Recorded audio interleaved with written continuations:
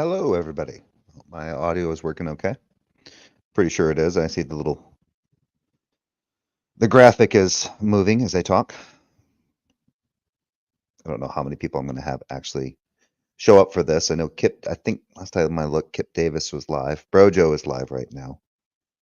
But I figured I would go live and watch this. I was over on Answers in Atheism over on Mike's channel over there. They were talking about Sal Cordova, and I got in there late, but they were talking about Jim Bob.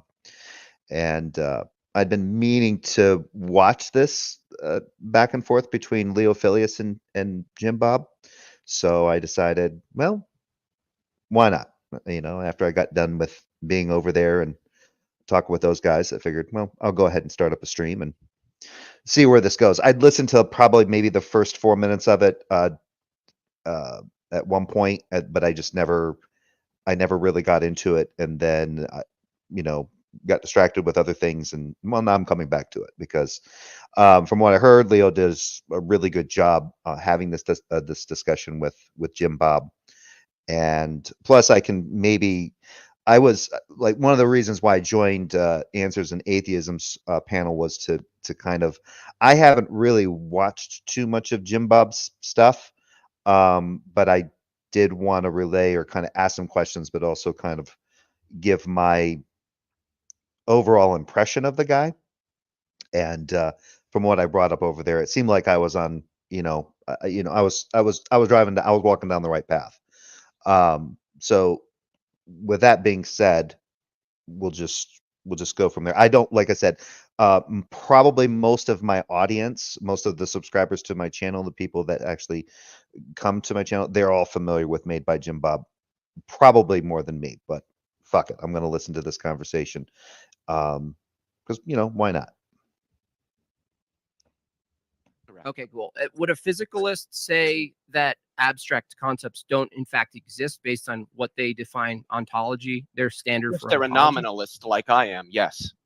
But they might be a Platonist where they think abstract objects do exist ontologically in some different Platonistic realm. Okay, so if they said like the truth exists, what category are they going to put that in? Truth is an abstract concept. So does it exist or not? Yeah, it's kind of interesting. I think he's trying to ask like whether or not the truth can actually exist. That's what I got from that. Maybe I'm wrong, but that's what it sounded like. Well, explain to me how if you make this proposition, the truth exists, how that proposition can be true. How can it actually, if truth is a concept, if it's an abstract, if it's abstracta, basically, then how can it actually exist? Then that statement should be false. Yeah. Maybe that's where he's going. I would say no, because I'm a nominalist about abstracta. Oh, so what does exist from your view? The physical realm. But the physical realm is an abstract concept. No, it's not. No. Yes, it is. No, it's not. No. I think Jim Bob's making a mistake there. I think and I'm just playing a little devil's advocate here. I think what he meant to say is the term physical realm is abstracta. That term itself is abstracta, but the physical realm, by making that particular utterance of physical realm, it basically goes to referencing the world, that basically everything that we have sensory perception of, that we seem to be sharing in. The universe the is physical not abstract. hold on the universe causes things to happen. One That's thing what at a it time. means to be Hold true. on, you're hold on, one thing at a time here. Let me check my script. Yeah, and there was, and the interesting thing is Jim Bob was like, "Oh, put the reins on," and all Leo was doing was answering his question, and that was already getting to be a little bit too much for Jim Bob. When I heard that, I was like, "Oh, this is going to be fun," because he's like, "Whoa, hold on."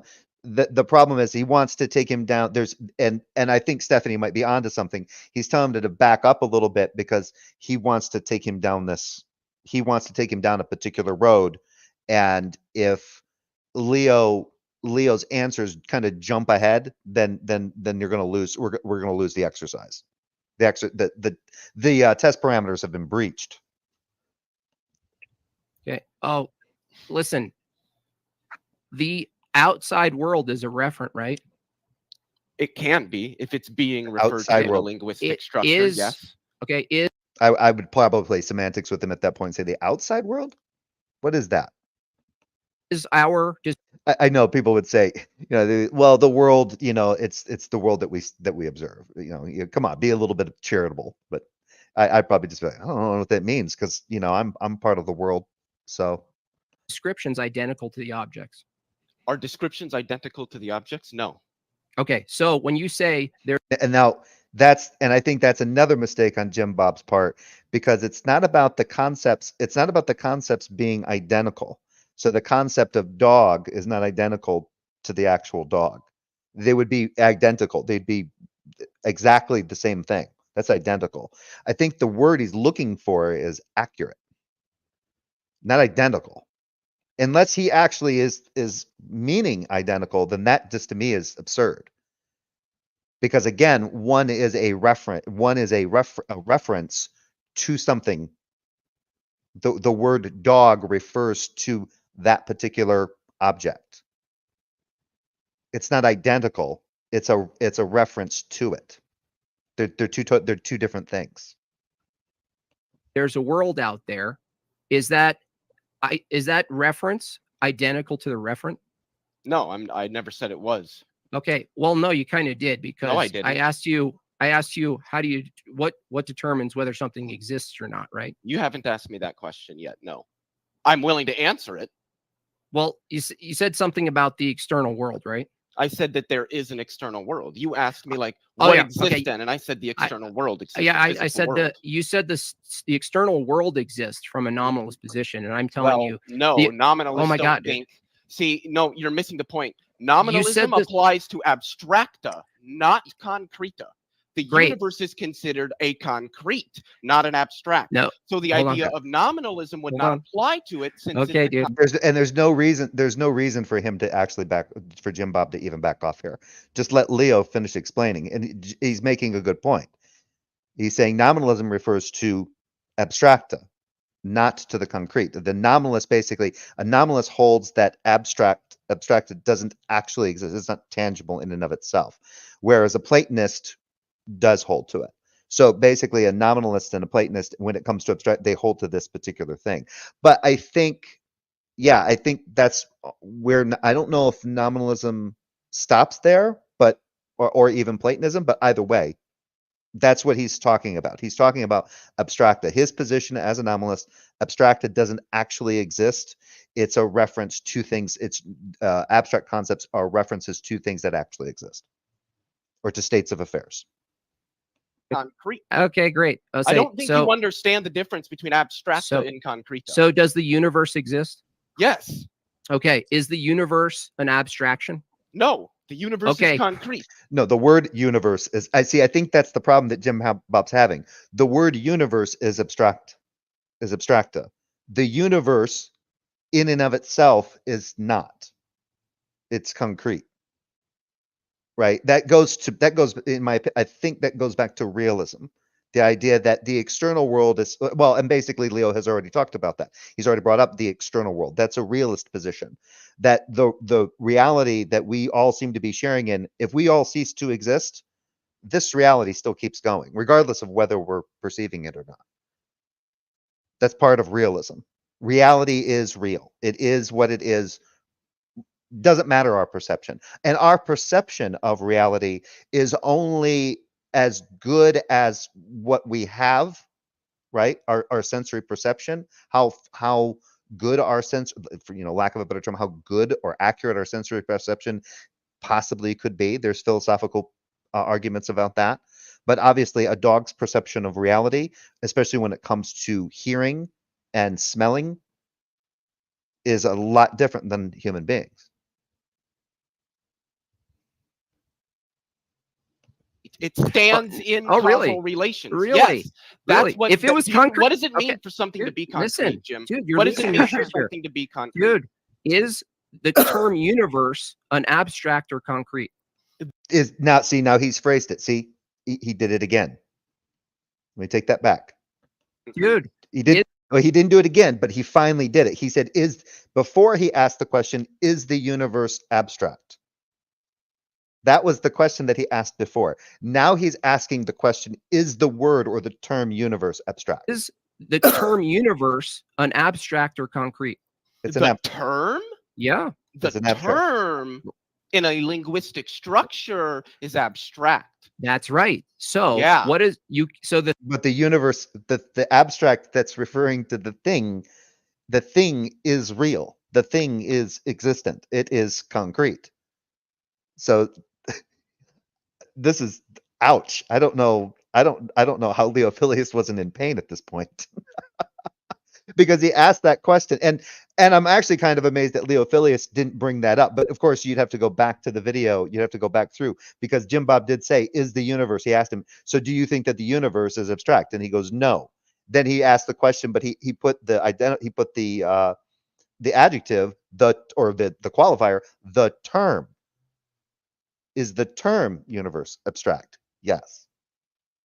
Like I said before, physical realm, the term physical realm. That's why I thought he was making that mistake earlier, because he was asking him, is the physical realm real? But I think what he meant to say was, is the term physical realm, does that actually exist? The thing you're calling the universe itself, right, requires this other thing that you deny exists. No, the universe would exist if languages didn't. Yes, that's realism. But this is something that apparently Jim Bob has neglected, because he's going to he's challenging physicalism, but a lot of things are so.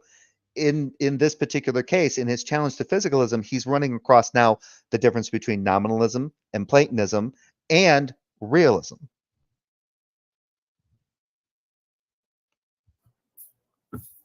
The thing you're referring to is never identical. So you need abstracts. It doesn't need to be. To describe things in a language. Yeah, see, that language was interesting. It needs to be. That's an imperative. The thing you're referring to is never identical. So you need abstracts. It doesn't need to be. To describe. See, that right there is, it needs to be. There's Leo already said you don't need that. The stuff that is does not need us to identify it in order for it to be what it is. And sometimes I think, the monk, Halcyonic Kaiju, if anybody wants a link, you can let me know. Describe things in a language? Yes, we do. Right. So your statement, your position that the only thing that exists is physical things, right? That's what you're saying? Yeah. So you'd say the mind doesn't exist? The mind exists.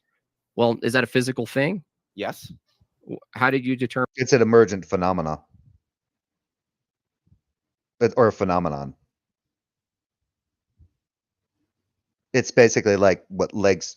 Basically, I always put it as what walking is for legs is what mind is for brain.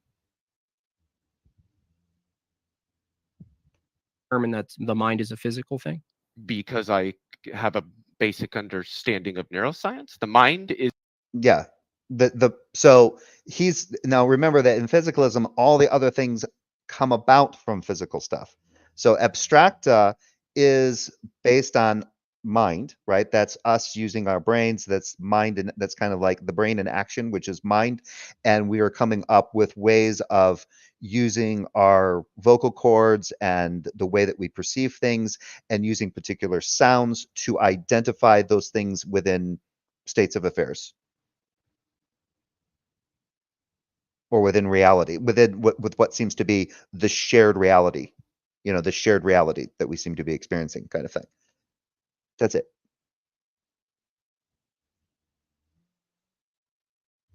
That's it in a nutshell. But if we did not exist to even do any of that, the stuff that we are identifying would still be what it is, even if it doesn't have even if we have never given it a label. And Leo already said that. is the emergent result of the processes and functions that No, the that's brain, not the question. or rather the whole nervous system engaged That wasn't in the as it question. I didn't ask you. metabolizes. I didn't ask you to define what you think the mind is. I asked you, how do you determine that it's physical? I just explained that to you. No, Yeah, he just did. It's a physical. It is a property of the physical. It is a physical phenomenon.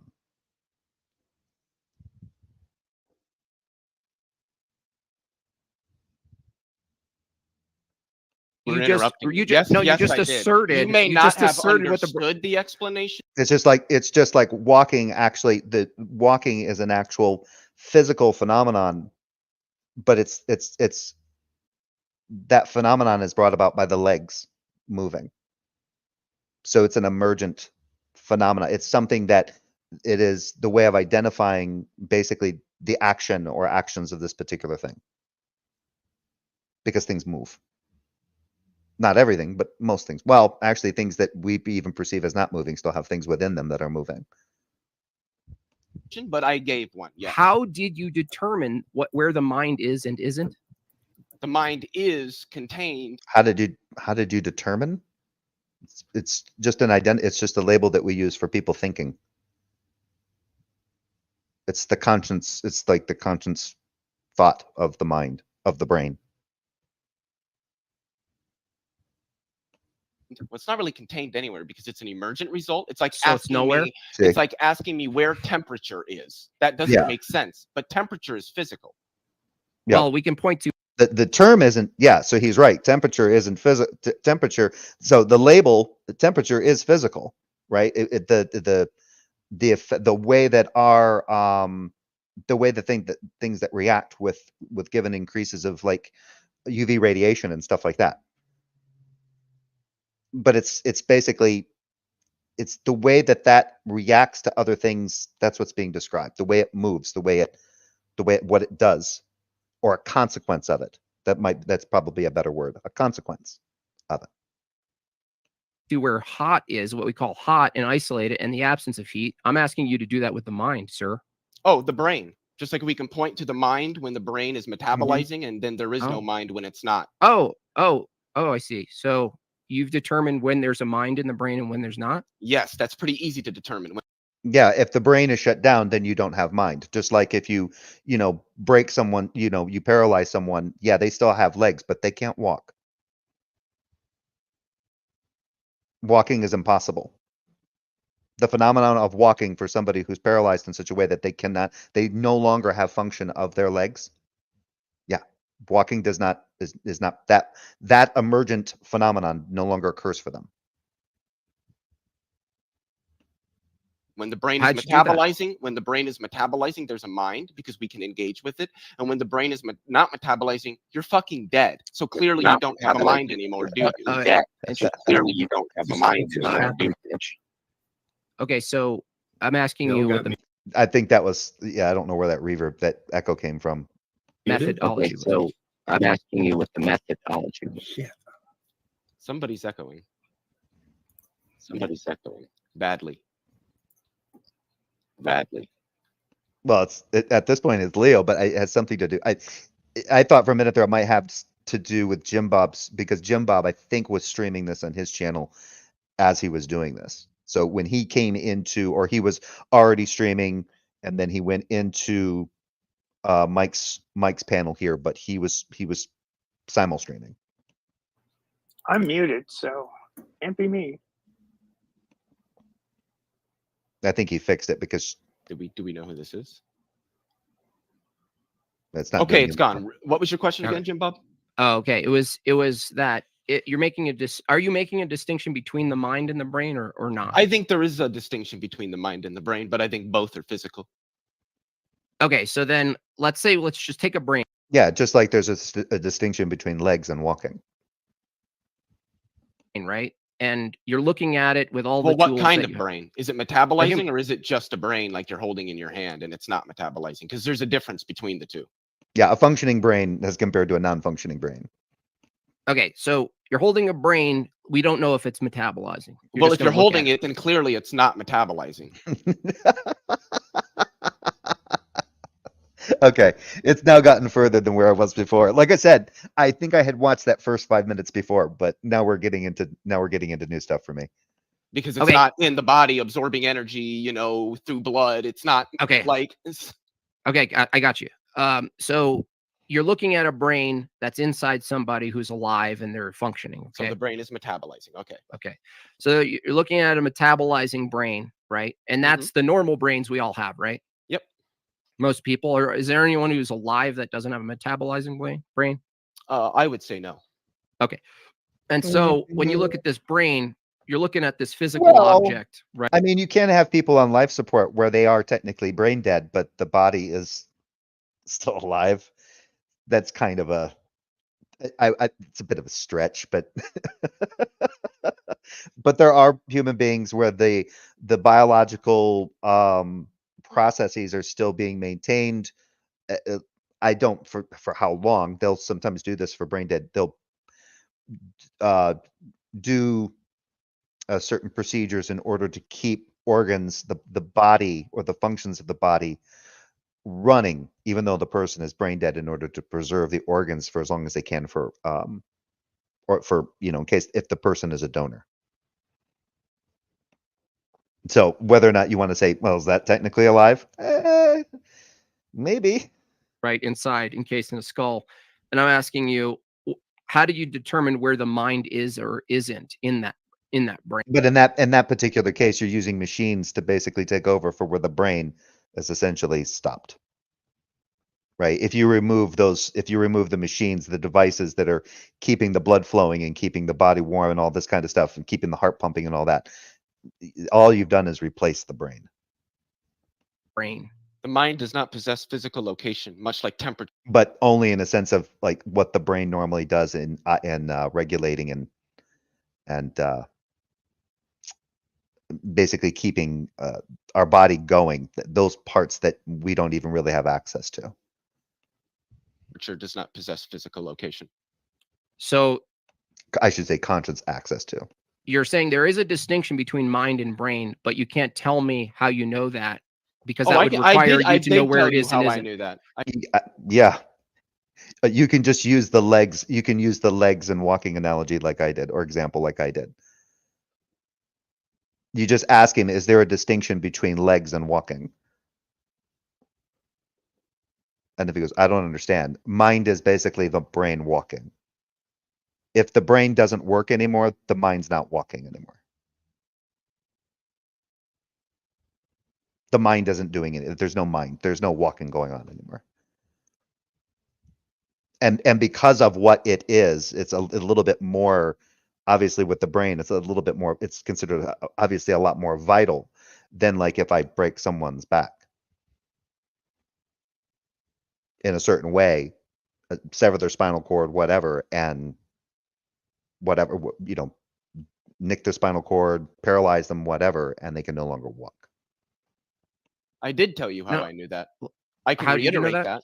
I know that because there are the brain, you can have a brain where there is something else there going on with it, which we call the mind. And then more than the brain? You can see that there are brains that don't have all that going on. Mm-hmm. So yeah, and obviously just like there's parts of the brain that aren't necessarily related to what we call our conscious, our mind.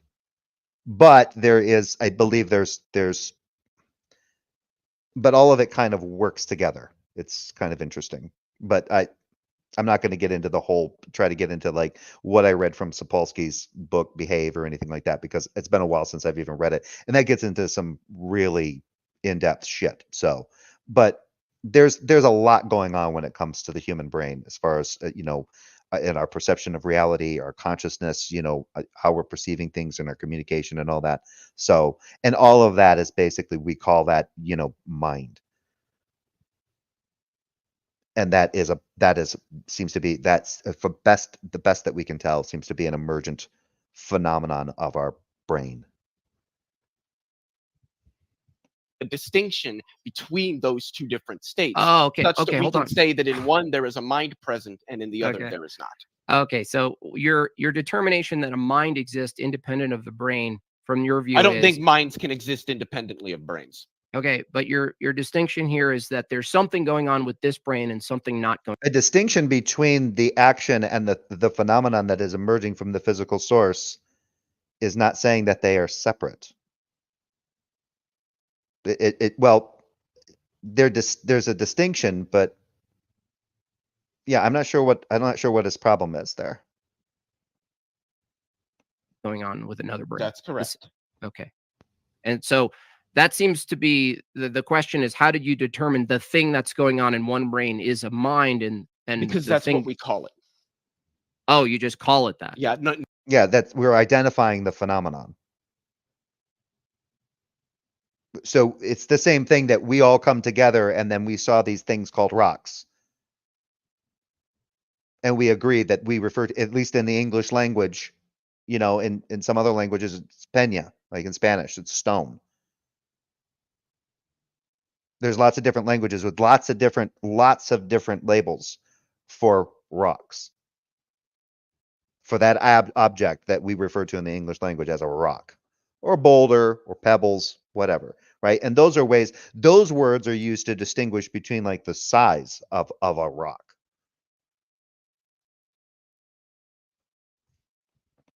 neuroscience. Most of the time, I think people would think that a rock would be something that a person can hold in their hand. Or stone. Like a boulder, people think, yeah, much larger. Some of them as big as houses in parts of the world.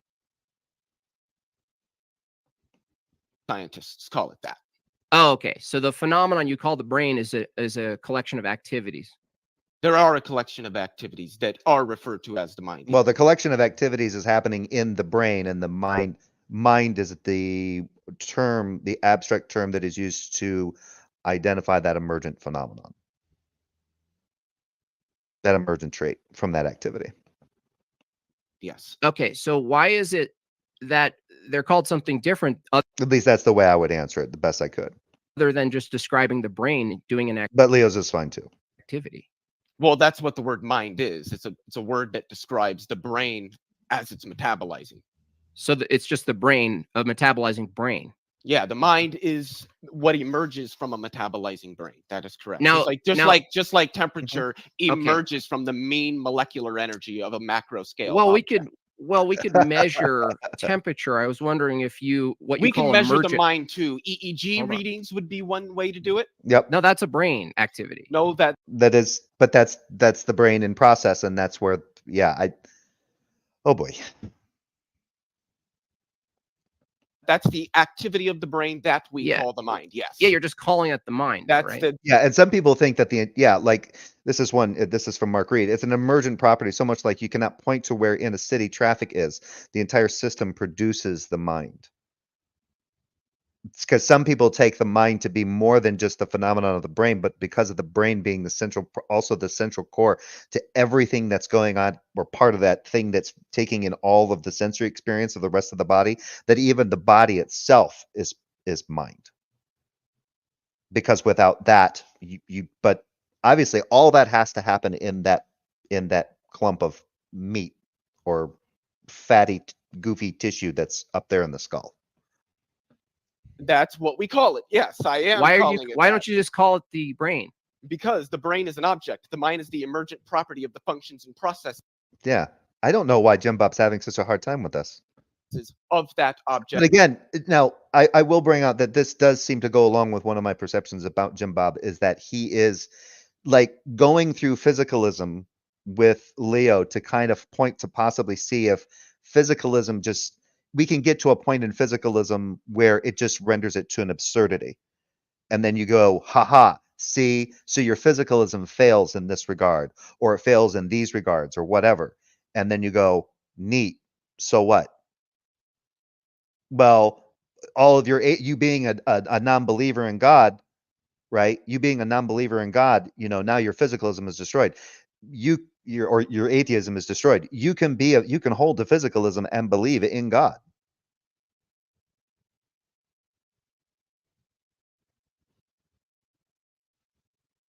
There are people that I've met that think God is a physical thing. It is a natural entity. It is supernatural. It's just rare, but it's the idea that the natural comes from this God. That God is an actual physical thing making other physical things.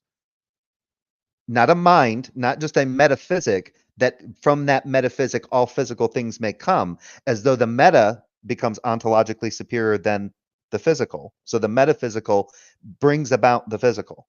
That's one of the things that you have to ask some of these guys is in these particular conversations is sometimes it makes me think like, how do you think, because knowing that he's a theist, how does he believe or hold in his how does he envision God? Like what does he think of that? Like when it comes to just like God being, if he holds to the idea that God is a progenitor of everything else. Okay, cool. How is God God being the progenitor of everything else, how does he create? And if he's one of these kind of Christians that think God could just basically just, for lack of a better image, close his eyes and think really hard and boop, or maybe like I Dream of Jeannie, you know,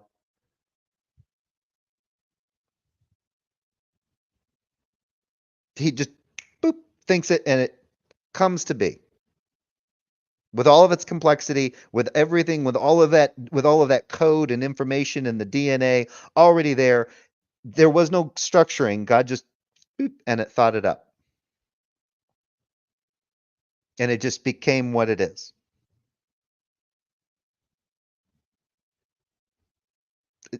Ask them.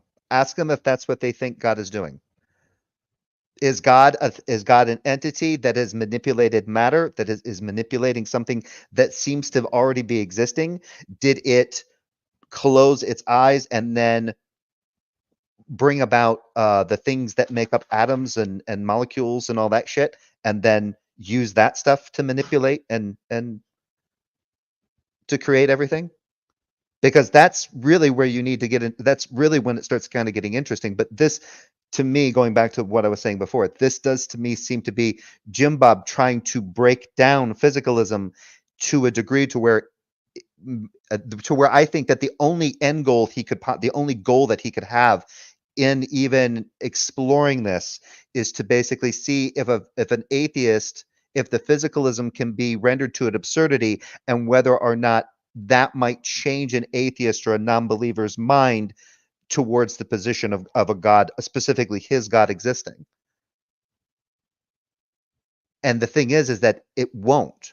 Even if you rule out physicalism or you get a person to question whether physicalism is in any way valid or there's any real veracity to it or not, you still have more work to do to convince them that there's a God.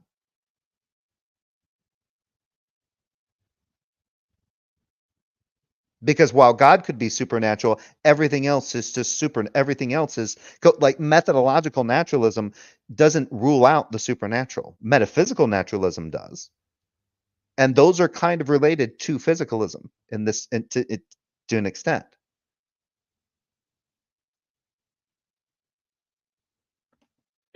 As it metabolizes. See, I think you struggle with the concept of emergence. That's what I think this is. Well, emergent is a reification. It doesn't No, tell you it's not. That's not what reification means. Yeah, it is. No, it's not. So let's take an engine, right? An engine's puffering along there, and steam engine or like dude, let me just get it out, dude. No, let me just get it out, dude. Not the engine. Not the engine. No, just why? Oh, good to see you, Simus. Simus Funk, hello. I thought you were going to bed, Simus. No, you so good. Yeah, Blessed be he is here. Blessed be he. I don't really know why you even bother showing up anymore.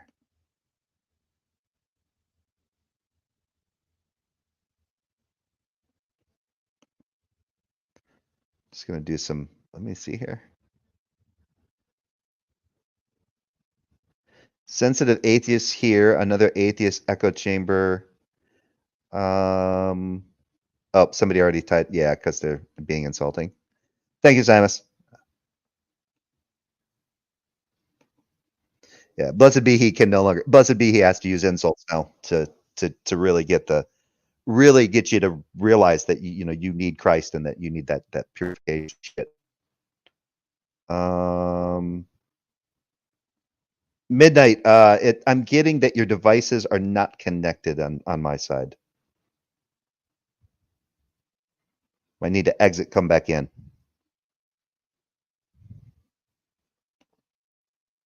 Dude, let me get it out. Jet engine. It doesn't matter. An engine that has exhaust. So the engine's running. Would you say the exhaust that you see is an emergent property of the engine? Yes. Okay. So you know where an engine is working, and you see that if it has an exhaust, you're saying the it's moving. It's the movement.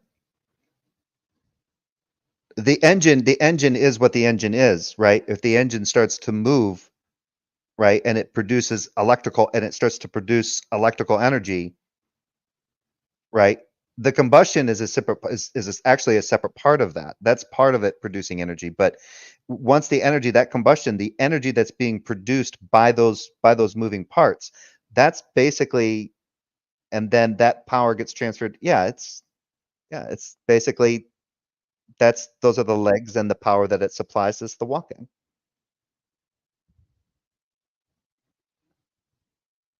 But I don't know why he's moving.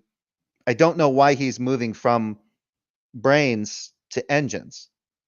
I have no idea why this is even an issue. I mean, does he think that engines are physical? Or does he think that they're...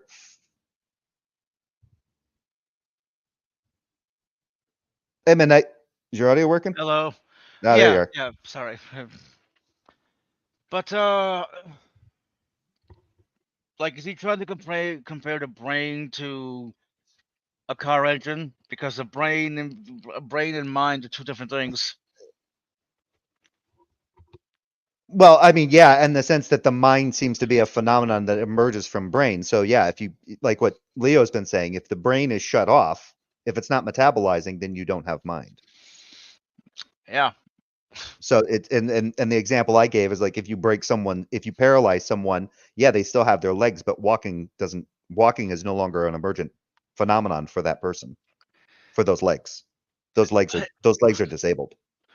But you know, when you stop and really think about it, how we are, consciousness, life, or whatever, it just seems to me to be the most absurd thing in existence.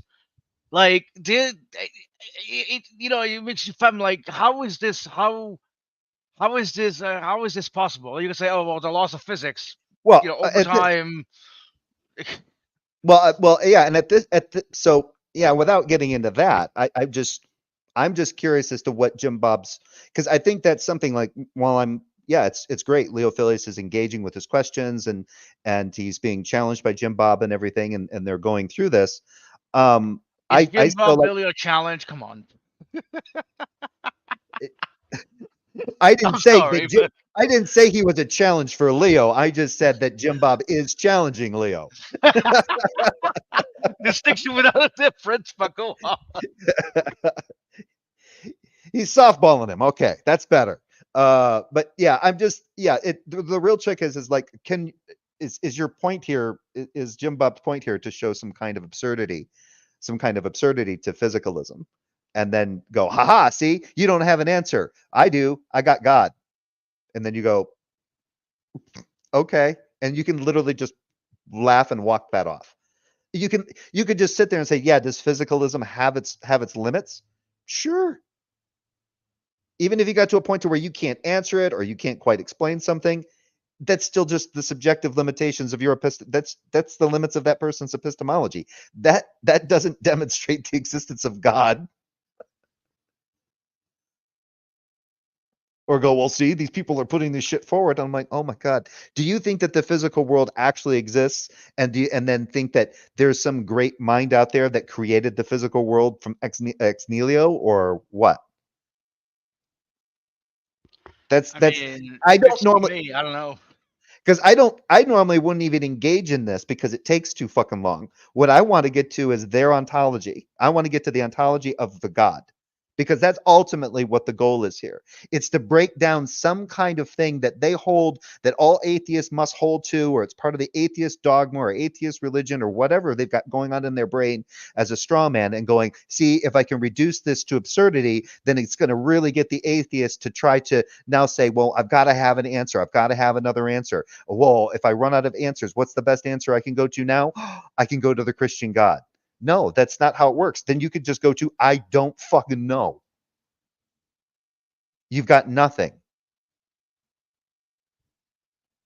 The smoke itself is an emergent property of the engine, but it's not It's an identical to the emergent engine. property of the processes of the engine. Yes, when the engine is running, it produces exhaust, and when it's not running, Okay. it doesn't. Okay, got But some engines run, yeah, some engines run and do not produce exhaust. Electric cars don't produce exhaust. gotcha. Yeah, so But that's so- why the engine analogy is kind of bad. as Well, you pointed out. yeah, because I think for an technically, I think if you're to really to be specific, technically the engine on an electric car is a motor. Or no, I think technically it's a motor in a car and an engine in an electric. One of them, because one of those words more closely goes to the idea that that what's powering the vehicle is doing so under controlled combustion. Not every engine Right. has to use controlled combustion in order to operate. Both combustion engine and electronic engine are using energy at the end of the day. Yeah. That's literally what they have in common. That's Yeah, that's it's like- like one of the only Yeah. things they have in common. Yeah, it's I like yeah, for like RC cars, they don't refer to that as the engine in an RC car. They refer to it as the motor because it's electrical. It doesn't, I mean, unless you're using one of those high-speed mopeds that uses like a small gas-powered engine. I think there's some like that out there. But for the most part, the RC cars that I know friends of ours used, they were all battery operated. So essentially they called those the motors. They didn't call them engines. Either way, it's nothing. It's just a little tangent, folks. you're saying the brain itself is an engine, so to speak, and the exhaust is the mind, right? I see. I would have. That's not. Ugh, I don't know. Yeah, I don't know if he wants to really. I don't really know why he wants to do this and why he can't just stick to brain to begin with, and why he needed to go to engine, because it's like, I mean, one's a biological thing, one's a manufactured thing. Is he trying to say that the brain is necessarily manufactured like an engine? Cool. What's going on here? A bad I analogy. mean, in the case of the brain, we could say nature is the manufacturer because it technically is. Without nature, we wouldn't be here. If it's not the thing that got it going, it's at least the assembly line, right? But I think one that's just a little better is that the engine is the engine, and when it's running, it produces horsepower, and the horsepower is the mind. Oh, that's okay. Yep. Yeah, I I can agree. agree Yeah. with that. Yep. So Yeah, because I went back to power, but because I think when I was sussing that out, I got to the point of like the power would be the emergent phenomenon. So yeah, the horsepower. Yeah. Yep. it's a physical force. No. That's what But horsepower is. It produces. Yeah, but that's not the produces extent energy. of the analogy. No, horsepower is the result of that energy that's been produced. So he's getting that fucked up again. It's a consequence, dude. Horsepower is a consequence of it. The analogy is that the Hmm. mind emerges from the operation of the brain, much like horsepower Yeah, it's just an emergent property of it. emerges from the operation of an engine. It's consequential, yeah. Anyway.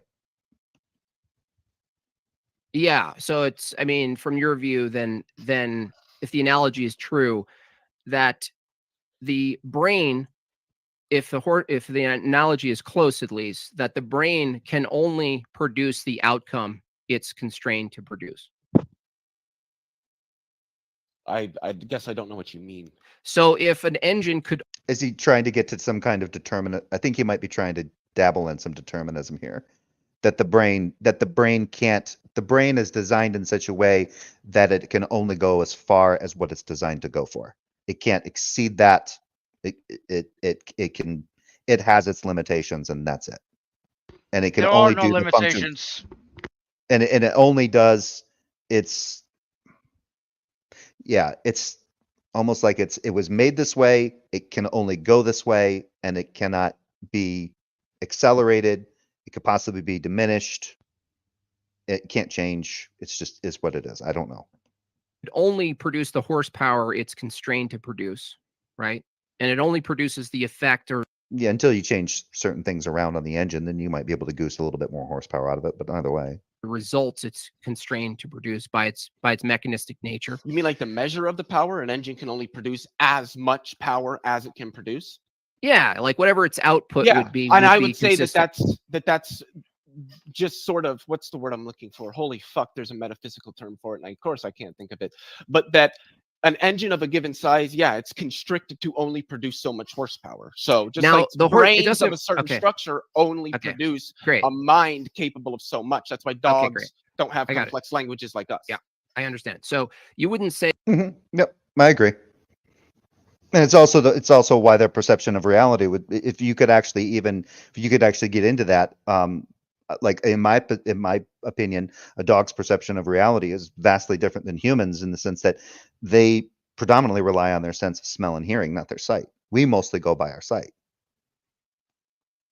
and what they can perceive with their nose and their ears is. I think dogs are able Way- to see in black and white as well.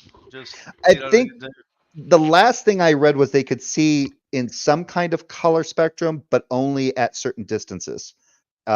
Mostly their distance vision was black and white, I think.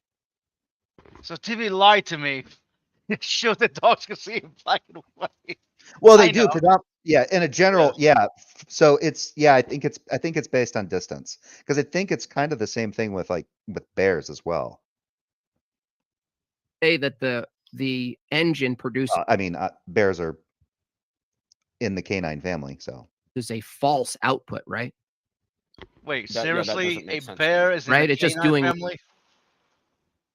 yeah, it's a canine. I did It's not know related. that.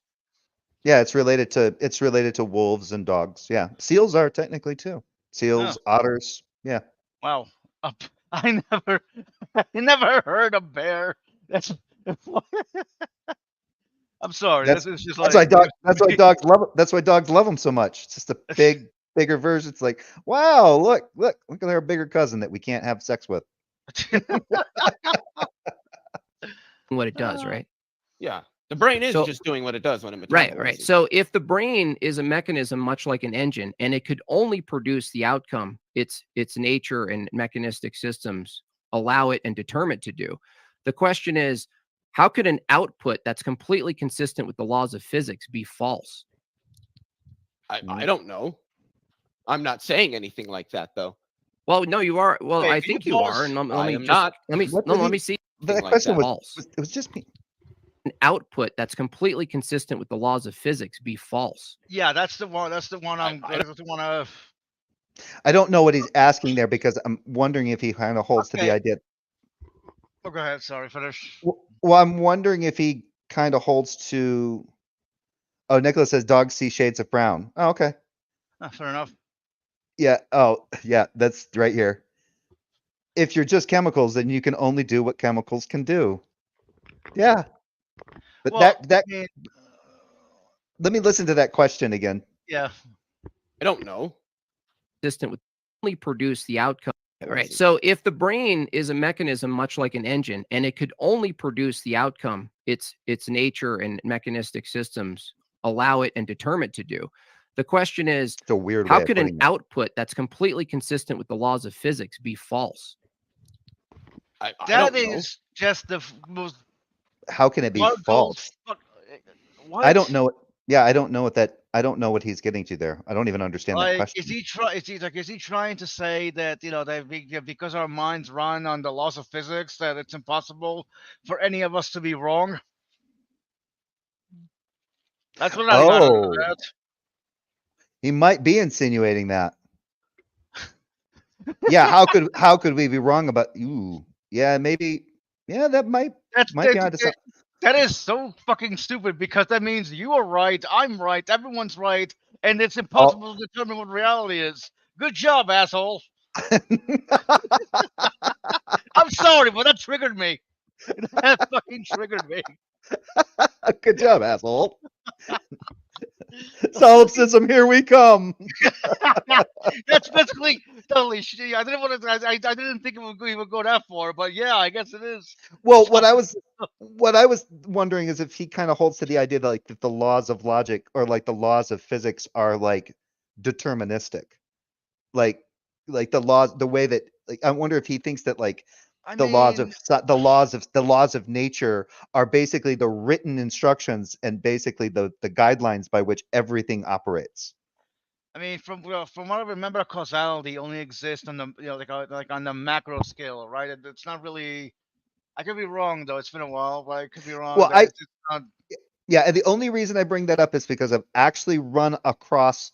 I think Frank Turk is like this as well. He kind of holds to this idea that the laws of nature, the laws of physics, the laws of thermodynamics are basically what we have discovered as being the operational sets of instructions for why things operate the way they do. These laws are in place to basically dictate everything that is working within the reality that we all seem to be sharing in.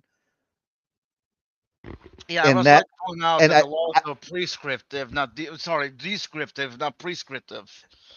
for the Right? most part, They describe the reality we have come to experience through experimentation and reasoning and yeah, mathematics. yeah, and I Okay. agree. Yeah, and I mostly agree with that. Yeah, I agree with that as well. And but I have met these guys that do this, and then they turn around and then they'll insist that atheists hold to determinism because they're naturalists or they're metaphysical, they're physicalists or whatever. And yet the thing is they're saying these rules are in place, the laws of nature, the laws of everything in physics and all this other shit are in place to basically determine how everything operates. And it's like, that's determinism. If you think that the laws of nature are the things that basically God wrote out to dictate to everything, how everything operates in his creation, that is determinism. Determinism. Frankly, I don't really see how you could have a universe that eventually leads to us not be deterministic in some sense. Yeah, Like, all I'm doing is questioning their position at that particular point. yeah, no, I'm not saying you believe you And so I'm believe wondering, I'm one that's what, because of that question, that was where my brain went. That was where I went. I think you were probably more on point, but mine went to this idea of like, I wonder if he's one of these guys that thinks that the laws of nature, blah blah blah, are actually prescriptive and not descriptive. That they're written by God in such a way that they basically tell everything. What we're discovering is the written instruction codes for basically how this operating system is going to move and its limitations. Well, there was this scientist a couple of years ago who discovered error correcting codes in quantum mechanics, to which he would be like, "Huh, that's interesting. Error correcting codes in quantum mechanics also exist in your browser. So simulation? I know that's not what you're arguing. I know that's not what you're saying, but just wanted to bring that up because it does relate to what we were talking about the laws of physics and quantum mechanics and all that good stuff that many people don't really understand. Yeah. Well, I don't even understand quantum mechanics all that well.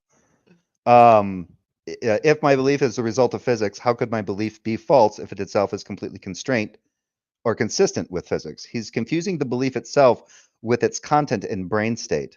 Yes, Yep, much better putting it. That's what yep, I'm saying. That's what I'm saying. yep. As well as misapplying truth to entities and structures when truth only applies to propositions. Yep. Yeah, because that's essentially somebody pointed that out because this goes to his argument that they were, I think B.S. Lewis did something about it. I think Breakfast Taco did as well, but yeah, um, about his particular argument. I can't even remember I can't even remember it right offhand, but it's bad. It's not a good. Yeah. Oh, this is interesting. So AJ says, ask a Christian why physical laws are prescriptive, but moral laws are not. Can't violate the law of gravity, but can murder on a whim. Yeah. Let's see. If physics made my God belief, how could my belief be false? Similarly, if God is perfectly honest, how could its creation have deception? I agree. But good questions. I'm not saying anything like that, though. Well, Questions no, which you you'll are. never Well, I answer. think you are. What's that? I said questions which Jim Bob will never answer, and if he answers it, he'll give like, well, you see. Well, I don't want to straw man that. But like I said, that's why anything that he's brought up and when I thought about it, I'm not trying to put him into that position, but I'm wondering if he holds to that position, because if he does, that's where it's going to get kind of, to me, well, that gets, email just him gets to have a fucked up. discussion. Email him to have a discussion if you're that curious. No, because the question for me, the conversation is pointless. He's a believer. He's a believer in God. The only thing I think that he's doing, like I said before, is trying to render physicalism to an absurdity. And let's say that I just throw physicalism out and I say, you know what? I'm not a physicalist. Then he'll insist, then your atheism is defeated. And if I say no, because I can be an atheist and not be a physicalist. And he would, if he disagrees with that, then it's going to be a whole interesting fucking night. See what I mean? And then I want to dive into your propositions about your God or your God belief and what you think this God is. And I want you to give an example of it. And we might even get into the ontology of it. We might get into why it is that it's supposedly good or how it's perfect, but it creates fallen states and all that happy shit.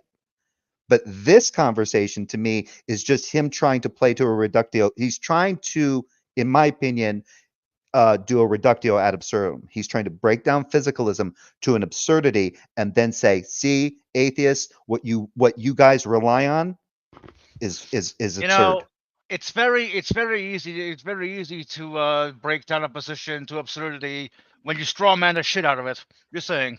Or if you don't completely understand it. Yes. Yes. And let I me am just, not. let me see if you are. Would you say a proposition or an evaluation is an output of the engine called the brain? Of a sort, yeah. Yeah.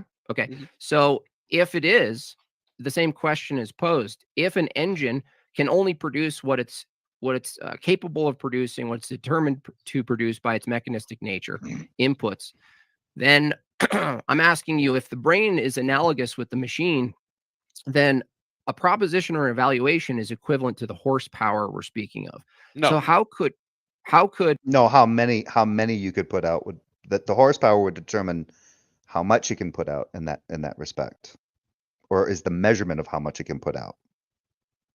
okay, hold on. How could an output of physics in the brain be true or false? The output isn't. The content of the output is.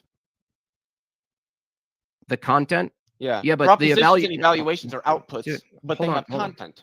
No, but that means there needs to be an evaluator of the content, which is another output. Yeah, that's the person. No, that's another output. Yeah. So you just said, well, no, the output isn't true or false. It's the content. And I just said, how are you going to evaluate the content? And you said the output. yeah. Yeah, that's a problem. No, I don't. What problem? That means evaluations can't be true or false. That Yeah, proves they my can. argument. Yeah. You just said the as long as you give output them is content. dude. You said the output isn't the thing that's true or false. It's the content. Yeah. I said, how does Yeah. the machine evaluate the content? That's In that particular sense, it doesn't need to, because it's not rendering a truth proposition, you dipshit. How in the fuck is he conflating the two? How the fuck did he come up with this? The engine's not making a is not making a proposition where truth of the proposition could. What in the fuck, dude? That is the stupid. No wonder everybody's been jumping all over your ass. That is asinine. Wait, I'm sorry. What did he say? I was looking at something else. That is it's like it's basically what Nicola was saying. He's confusing propositions for some kind of tangible, I think.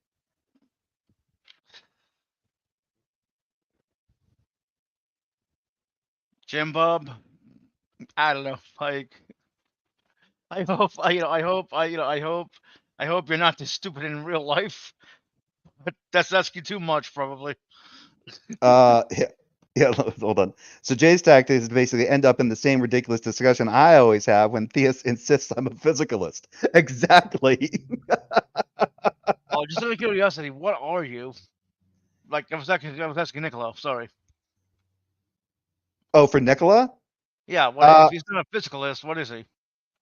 I think he's neutral monist. I think that's where he leans. I don't know if that's necessarily the same. I don't even know. Neutral monist. Well, yeah, I don't know. I don't think those are necessarily related. No, I don't think. Well, maybe they are. I forget. Anyway, Neutral yeah, he monist. just You said, just said it. yeah, I'd be curious yeah, to know what that is, but you have a video to review. neutral. Yeah, neutral monism and Nicola. Well, you know what? If I remember correctly, neutral monism is basically like a monist can basically kind of like agree that everything reduced to like a singular particle, and that from that singular particle, everything came about.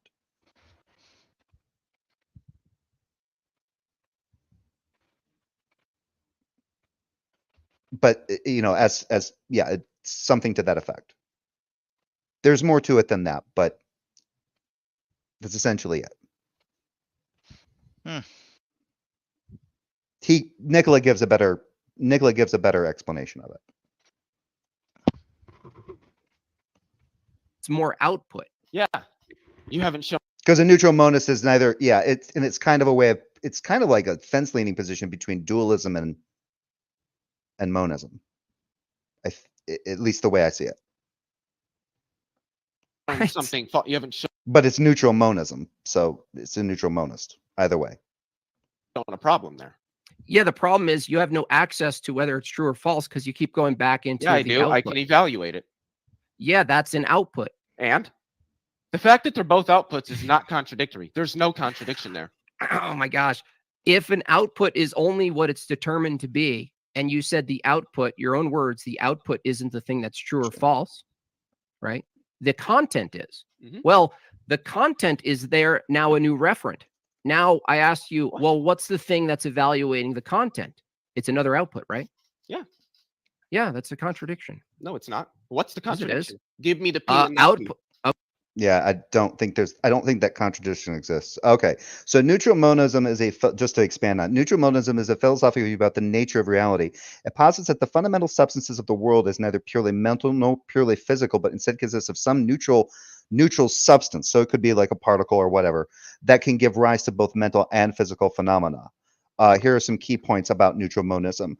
Neutral substance. The core idea is that there is a basic substance or fundamental entity that is neither mental nor physical, but can manifest as both.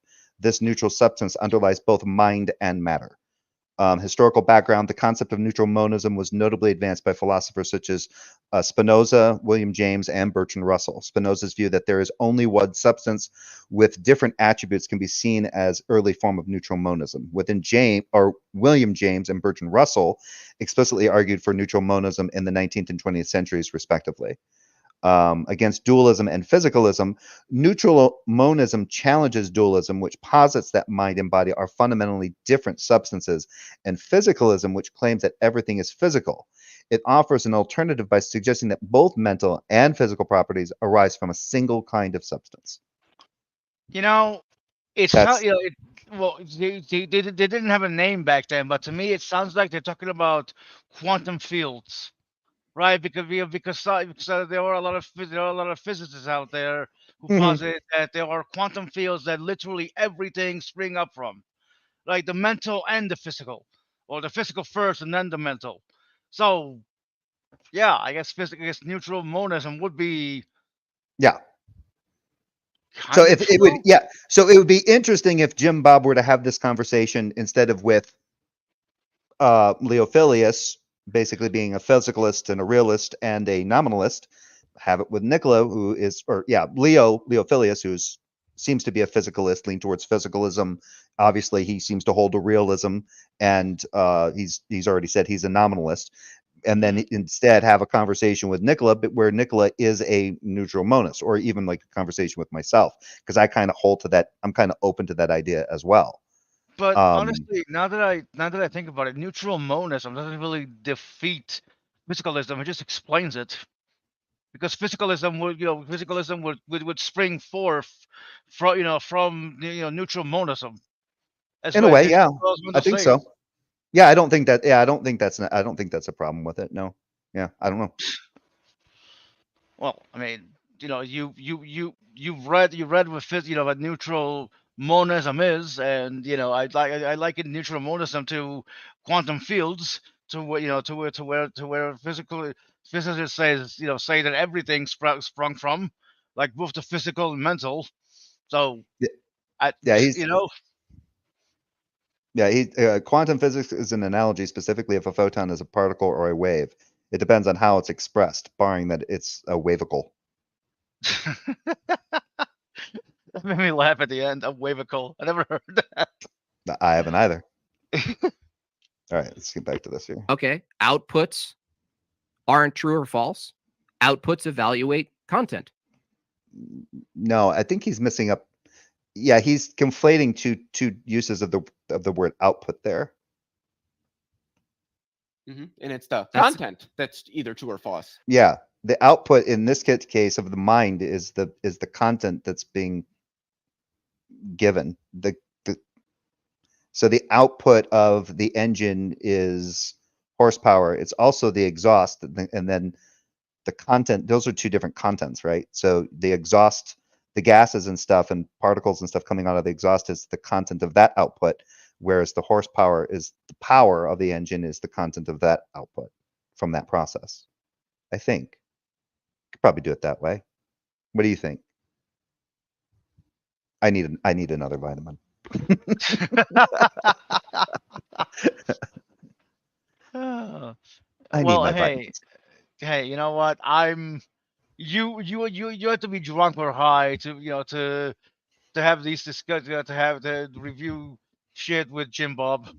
Like, to be fair, like I've talked about before, it's mostly CBD, but either way. CBD, THC, who gives a shit? They're still coming because they fucked with your mind.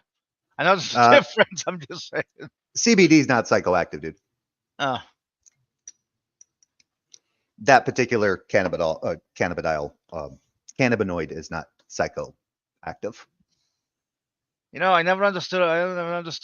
Why THC is made illegal just because it's psychoactive. Ooh, it's psychoactive. Oh no! How dare it do that? Nicotine. Yeah, nicotine is psychoactive, right? Yeah, there you go. That's another fucking hypocrisy. And so is caffeine. Yeah. What the fuck? They may not be directly. Yeah, because they fuck with the dopamine. So yeah, there's lots of things. Sugar fucks with dopamine and serotonin levels. So, but either way,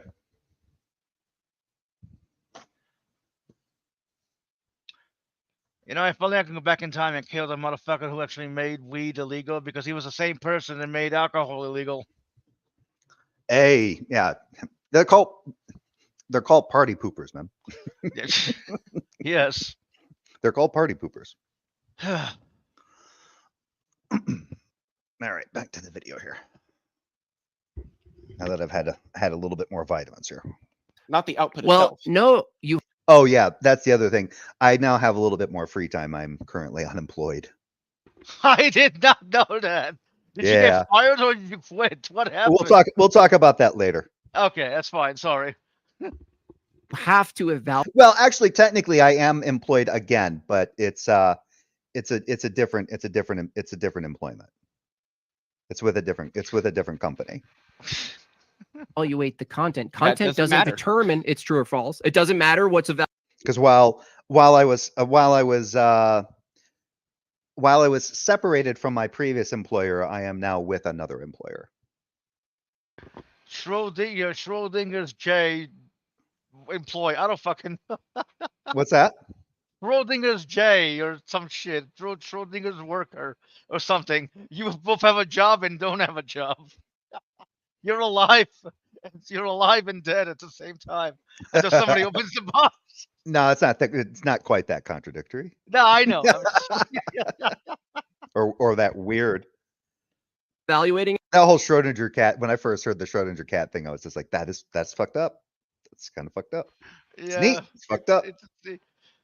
It's funny, though. That's the end of your argument. Well, that's not what I said. The fact that it has to be evaluated isn't really relevant. Do you need to hear the contradiction again? You haven't given a contradiction in the first place. No, I did. You didn't. Okay. No, it's it's because there's an equivocation going on with the term output. You're going to deny this as a contradiction? Premise one. Let me ask you. Oh no, under okay, what you're gonna dodge. You don't let me. modality- Yeah, under you're not what gonna let me. You're not modality- gonna let me. Under You're what not gonna let me. modality? Oh, is you're it a gonna go into contradiction? yeah, go into the philosophy talk. No, to, you to, said you to gave obfuscate. one, so tell me. You've been, dude. You're challenging physicalism. You are getting into philosophy talk. You're the one that wanted to have this Yeah, conversation I about hate physicalism. I hate when people do that. I hate philosophy, but then they argue philosophy. You're arguing against a philosophical ideal here. Yeah. Under what modality it's a Listen, contradiction? simple. Premise one and premise two are contradictions. Okay. What premises? Premise- I gave no premises. Premise one you agreed to is that outputs aren't the true or false thing. The content is, right? Mm-hmm. Okay. Outputs are not true or false. The content is. Okay. Mm-hmm. Premise two, outputs evaluate the content. No. That's that's the equivocation. Outputs evaluate the content.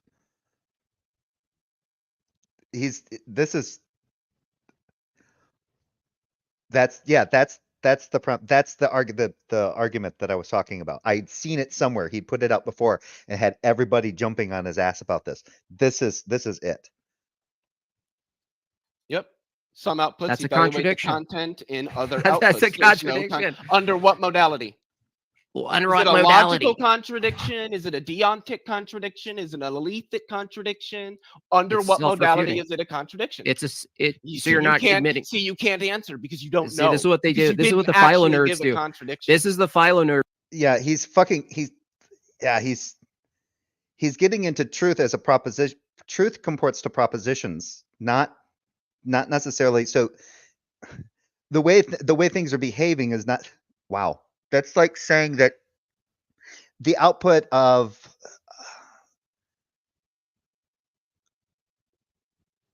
that something. I wonder if he kind of holds to the idea that something has to evaluate this, Yeah, your this brain is thing in order for it to broken. be what. Relax. Yeah, I'm going down rabbit holes now. Nerds do. They know there's a contradiction, and then they go into the subcategories of contradiction and prop logic and all this stuff instead of just admitting there's a If contradiction. it's a contradiction, it should be a contradiction under some given modality. What is that modality? Is it not a contradiction? Under what modality is it a contradiction? Because Under no, just it's not. under It's not basic under any of them. Basic natural language. Premise one states outputs are not true or false. The content is. Mm-hmm. I asked you what evaluates the content, and you said an output. Yep. There's no contradiction there. An Oh, output really? is evaluating the outputs- content. So of another outputs can't be true or false, and yet they're the ones making the evaluations. Mm-hmm. Mm-hmm. Making evaluations is also not true or false. So what's the contradiction? To evaluate the content, right? Yeah, but you can evaluate. Yeah, I agree with Leo. Evaluations can be, you can use.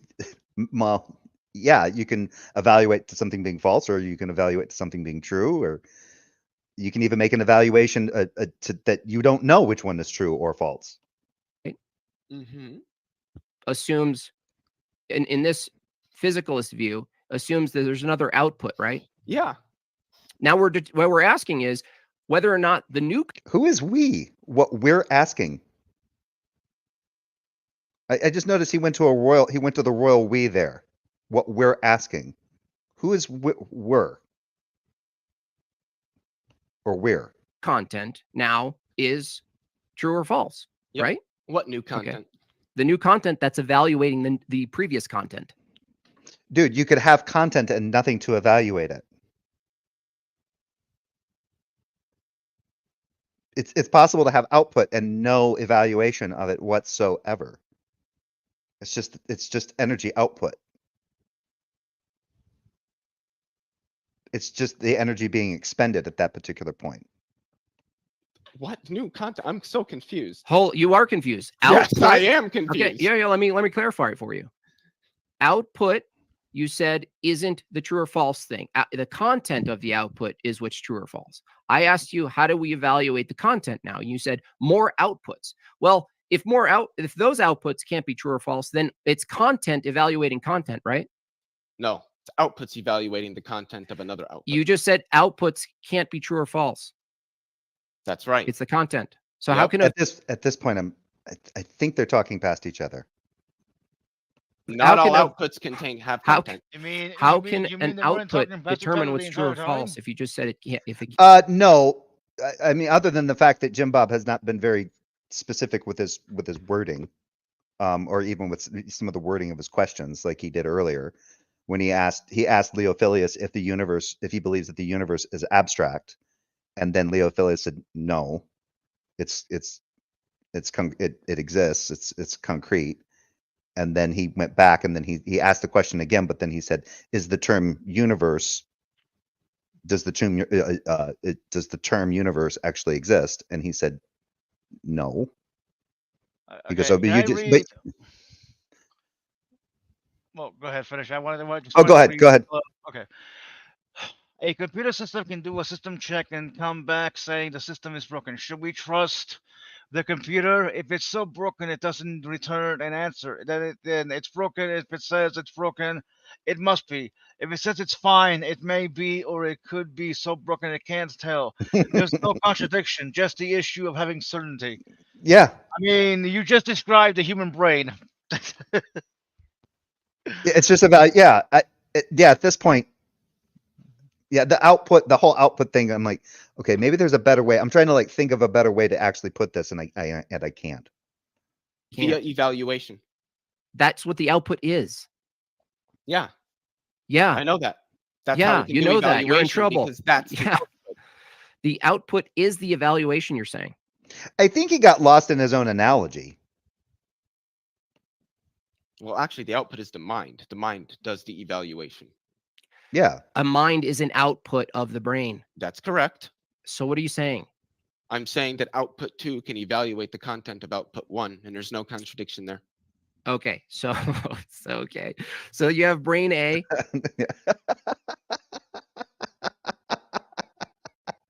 I'd love that laugh that Jim, like that was very well answered by Leo, in my opinion, and he laughed at it. That's scary. There's a problem there. And brain B. Nope. And brain A. Output of brain. Output I'm 1 starting of from brain brains X existing. contains content. Output 2 of brain X evaluates the content of output 1 of brain X. Right. Like there's no contradiction here. Of course, there's a contradiction. You still haven't given it. I did give it. No, you didn't. Outputs, right? No, you didn't. Aren't true or false. Evaluations need to be true or false. Evaluations? No, evaluations wouldn't be truth apt. Propositions would be truth apt. So you wouldn't need evaluation is a normative process. Well, evaluations under the physicalist view is an effect of physics. That doesn't matter. That doesn't, it does matter. No, it doesn't. It's what we're working with, Jim Bob. What the fuck, dude?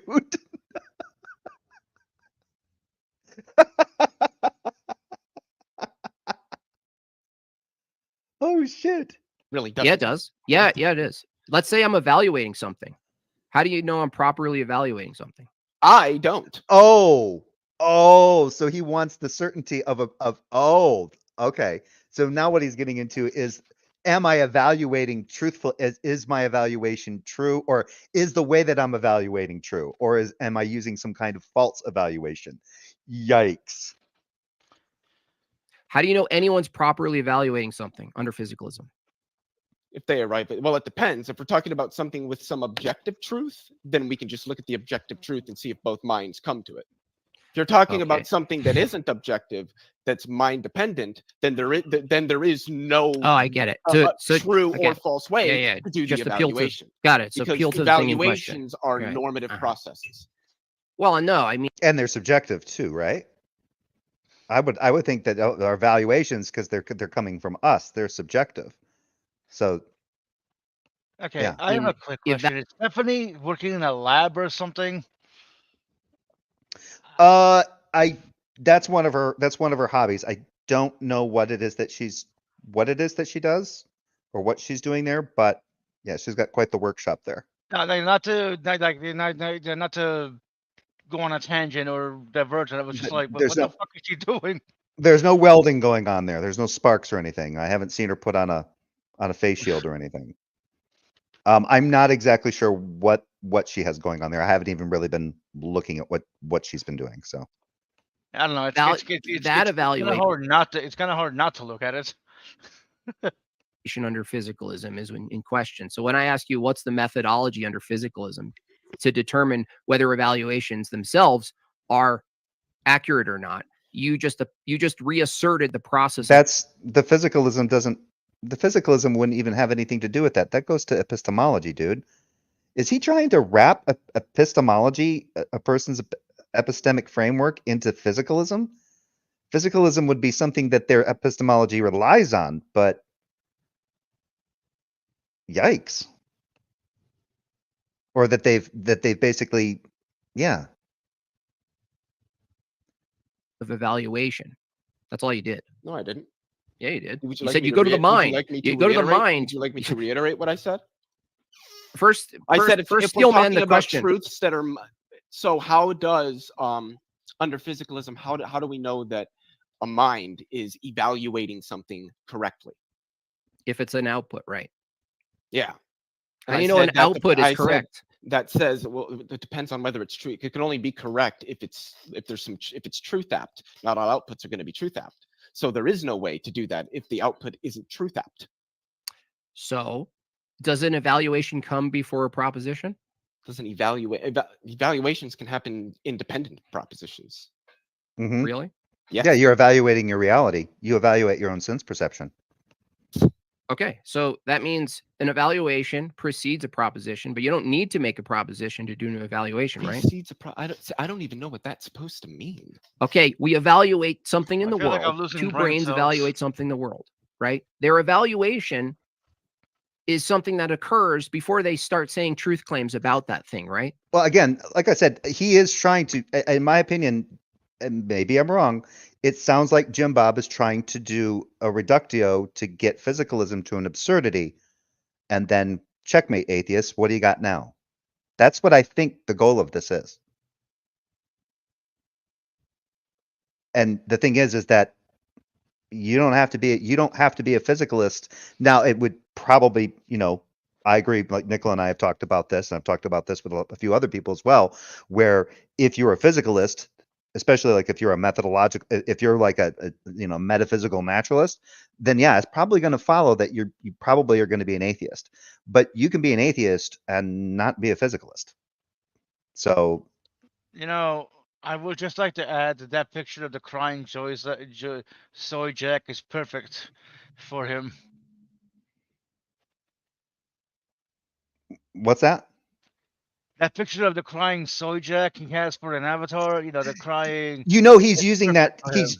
Yeah, but the thing is that I know why he's using it. He's just retarded because it makes him look bad, not the other Yeah. people. Yeah. Potentially, yes. Right. So the question is, under physicalism, if there's two steps to achieving truth, right? One step is evaluation itself. Second is making a proposition about the evaluation, correct? I don't think you need to make propositions to know that something is true. Well, we're talking about in the instance of two conflicting propositions.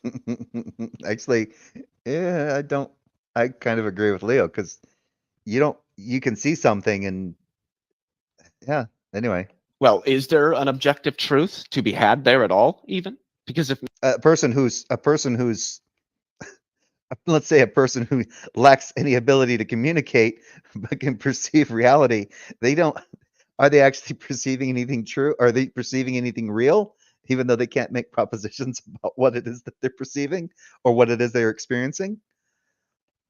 not, then there's no way to determine who's right and who's wrong, because there is no who's right and who's wrong if it isn't objective. Well, I would say that under physicalism, if everything is purely mechanistic, that you could never know if it was right or wrong, because everything you're coming to as a conclusion is all downstream from physical laws. You're What's completely that matter? determined. No, he just did it. Yeah, he just did it. He thinks the physical laws are determining things. He holds to the physical laws determining shit. Yep. You idiot. You just fell into necessitarianism. You fucking jack off. You're basically Oh my God! you Somebody think killed that me. you think that atheists hold to this idea that those laws are written in such a way that they're basically oh my God. Yep, he just fell into that. He's trying to push necessitarianism onto physicalism. But the thing is that I've actually argued with so yeah, maybe that wasn't fair with how I put it before, but it would be interesting because I've heard Christians literally teach this, have sermons about this, that the laws of thermodynamics, the laws of gravity, all those things are basically things that we discovered, and those laws dictate how everything works in God's glorious creation. I've heard Christians do that multiple times. So it's kind of interesting that if he holds to that, he would render a physicalist to basically doing exactly the same thing that some Christian theists are doing. A lot of people who believe in determinism seem to think that there is no randomness, right? Everything happens in an orderly fashion. But just because determinism or physicalism is true doesn't mean that randomness isn't still there, right? Like you can't predict what happens in a physicalist system. I mean, you can when it comes to planets and you can when it comes to planets, stars, and whatever. Well, yeah, but once you start showing, but see, that's the thing. Once you start showing the gaps, then you can just assert God. You can drop all of this physicalism bullshit, and then you can just go to the Christian God and Eastern Orthodox, or I think he's Orthodox leaning or whatever. But either way, I mean, he seems to get along great with Andrew Wilson. Maybe he's not. Who knows? Either way, that essentially seems to be like what I'm seeing coming down the road. Like I said before. Well, see how you've got these gaps, see how these things are, see how you're missing this, see how there's this contradiction, see how there's this, and all this problem. Okay, can I just dump all of that and then just say it's the Christian God? Yep. Okay, honestly, okay, how do I now I'm going to turn this around on you. How do we determine that's the right God? Well, and now we've just changed. Now we've just gone to the gaps, all the problems that we can possibly have with using God as the answer instead of anything or comporting to anything like physicalism. It's like having a puzzle with with missing pieces, and then and then creating your own pieces and saying, "See, it fits." That means it finishes the puzzle. Yeah, I still remember that you brought up that puzzle thing. I doing that evolution, being in a Sunday school and having this particular Sunday school teacher basically refutes evolution by giving us kitty puzzles. That was yeah. And like you pour they're like 25-piece puzzles is all they were. And they were to emphasize the point like, oh, well, if you just dump the pieces out, it's just nothing but disorder and chaos. See the pictures, there's nothing there. And then you take the pieces and then you put them all together and look, now you got a picture, so you got to complete it because you could complete a puzzle. No, it was to say that because everything would basically be in disorder if there was no God. But the problem that's what I mean. That's what I mean. Yeah, and the problem. The puzzle. Go ahead. Well, and the problem with the analogy is it never asked with the thought experiment, which was a piss poor one, is where did the fucking puzzle pieces come from? So but the church that I was going to kind of had this mentality that God was a thing that was basically using some kind of substrate of the universe in some kind of way to manipulate and to create us and to create it and all this other stuff. And it's like, okay, so are you saying that there was some chaotic element out there? Which, if you actually think about it, when you read the Bible, the first chapter of Genesis does actually kind of hold to that. That basically the world was like covered in water and it was shapeless and formless and it was kind of like, everything was kind of, there was this shit there, right? And then God basically came, hovered above the waters and manipulated things and pushed the waters away and separated this and did all this kind of stuff. And it's essentially describing a substrate in which God as an entity is working with, instead of actually telling us that, well, there was zero substrate. God willed the substrate into existence and then started fucking with it. I mean, you could say rather than being actual waters, they were talking about the quantum field, right? In the beginning, all there was is quantum fields, and God stood above it and said, "Let there be light." Yeah, you go to T-jump with that shit. No.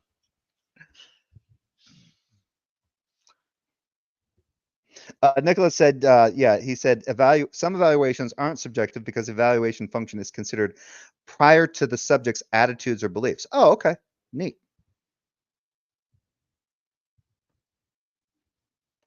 What's it matter is that if In what way, though? Some evaluations aren't. So when I'm thinking like evaluations, I'm thinking of like, oh, well, yeah, that's not. Yeah, evaluations aren't necessarily like reasoning or rationale, are they? There's a. I think there's a distinction there. Anyway, or at least philosophically, I don't know right now. Let's just keep going. If a calculator is determined to spit out the wrong answer, how would it know it's the wrong answer? Well, calculate. Oh, see, he's using calculator. Go back to what was Nicola's thing right here. He just said, That is so dumb.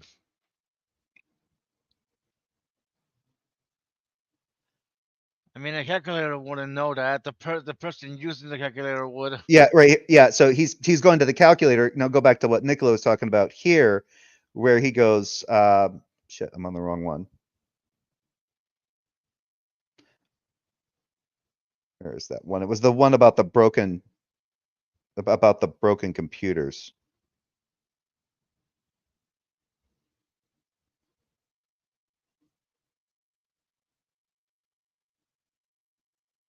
Where did that one go? Why am I missing that on here? Yeah. Oh, see, this one I missed. JimBob does seem to understand that the code of a Word document isn't true or false, but what the content of that document says can be true or false. Maybe that was supposed to be doesn't. Anyway.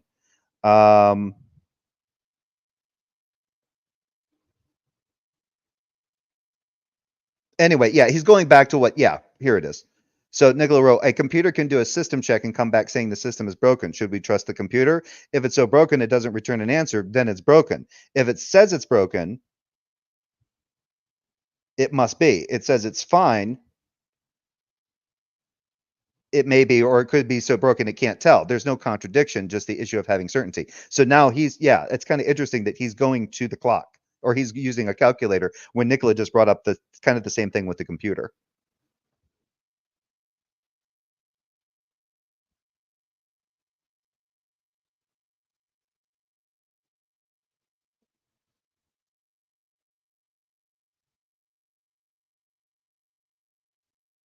Anything that results, okay.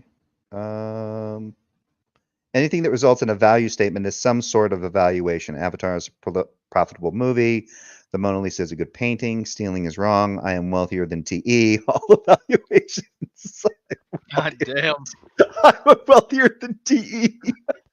Wait, who is TE again? True empiricism. Oh yeah, that's. God damn. The man hasn't been online in years, and well, true empiricism actually, yeah, true empiricism. Just several days ago, he's been wanting to challenge. Oh really? Challenge Matt Dillahunty to a debate on the Kalam cosmological argument. and Nicola, yeah, and I showed it, yeah, I DM'd that to Nicola, and then Nicola actually commented in TE's thread about that, and I think I couldn't see it when I went in, but anyway, yeah, it was kind of funny. Calculators don't know things. The fact that true empiricism would want to debate Matt Dillahunty about the Kalam cosmological argument. I'm pretty sure there's already videos out there that I think Matt Dillahunty's had multiple debates with people about the Kalam cosmological argument, hasn't he? Or at least talked on Answers in Atheism about it. I'm surprised he doesn't just play those and just argue against those. Of course, with Matt Dillahunty's position may have changed on the Kalam cosmological argument. Who knows? So, well, under the physicalist view, right, a human being, right, is just determined to give the outputs and conclusions that they're determined to do, just like a calculator. I mean, at some base level, but that's not really Right. meaningful. So yeah. So I mean, okay. Look. Wow. But if he's trying to get to determinism being a problem here, again, Calvinists don't have a problem with this, and they believe in God. Or at least that form of the brain does do calculations, but it does calculations I think more than a fucking computer or a calculator. I think he's turning limitations into something with a little bit more intent. I think that's what he means. But when he starts this, when he's saying determinations, he's basically saying, well, yeah, these are all determinations. No, they could just be limitations. And Nicola can disagree, maybe Pat or somebody else. But in my opinion, I think the correct word is it's the limitations. Well, who determined the limitations of the brain? I don't fucking know. Do you? Yeah, God can. Oh, okay. So God determines that. So what's the problem now? So now I'm holding to some kind of determinism when it comes to only the physical. You're holding to determinism because God is the thing that's limiting it. So we just have two different things. Yeah, but which one's truer? Or which one's actually true? I don't fucking know. You're saying it's God. Show me God doing that. I don't know if physical limitations through evolutionary processes are necessarily intentionally determining the limits or the outputs and the inputs of all this kind of stuff. It could just be the limitations of those physical developments, and that's it. There's no intent to it. It's just the limitations of those physical things. But he wants to say that has to be some kind of mind that's basically holding that back or making this go more and this go less. This is a weird form of freeze-up. So you just basically agreed with me. You just agree with me. Yeah, if calculator, but that doesn't matter because that's not the scale at which. No, it's not because it's not the scale at which we talk about human beings. Now you're just ignoring scale. No. That's not. Scale isn't what's in question. If everything's mechanistic, it doesn't matter if it's. Yeah, and scale goes to limit. Yeah, I agree with Leo because in that case, it's scale. It's the limitations. A complex scale or a very rudimentary thing like a calculator. Input and output is all we're really talking about. So if you agree, calculators, if they're programmed to spit out the wrong response, right, they still need an independent evaluator to determine whether that response was false. Otherwise, it's they're an example of human beings making them in that function to where they are limited to that particular function. But obviously, if you go to a computer, how computers are designed and made, and especially if you look at the limitations of a 286 based on the technology at the time versus the computers that we have today, yeah. The determination of how much a computer could actually do back in the 80s was based on the limitations of our advancements in technology. So this is really dumb. It's just doing what it's doing, right? It's doing what a calculator does. And you know what? Jay? What? We are. You know what? We are. We are the dumbasses who are reviewing this. Well, yeah, but I'm reviewing it because I actually like the way Leo is handling this dumb. Well, that's fair. I'm just saying. I can feel my IQ being drained. Nothing this guy is doing is, in my opinion, is even controversial. It's kind of a name. In my opinion, it would just render us to both possibly being, if I'm a physicalist, then I hold that the physical world determines the limitations or determines the output and the flow of everything. Okay, cool. And you believe God did that? Yeah. Is God the author of the laws of nature, the laws of nature, where basically the way that matter and energy kind of do what they do with each other? That was all basically brought into fruition by God, and the way that it does what it does is all based on God determining that, yep, it can only function to this extent, and this can only do what this can do, and all that. Great. So what? Put a calculator. I mean, maybe I'm simplifying it a little too much, but that just seems to be an impasse. That doesn't actually get you anywhere. I could just turn around and Leo can just turn around and make that argument to JimBob. If you're a Christian, isn't God creating all these things? Isn't God the one making the determinations as to the limits of or the scale of certain things doing what they do? And if so, then why do you have a problem with my physicalism? It's just what your God does, just without him. That states 4 + 4 = boobs. I can code it to do that. but the calculator or another calculator is never going to know if that's true or false.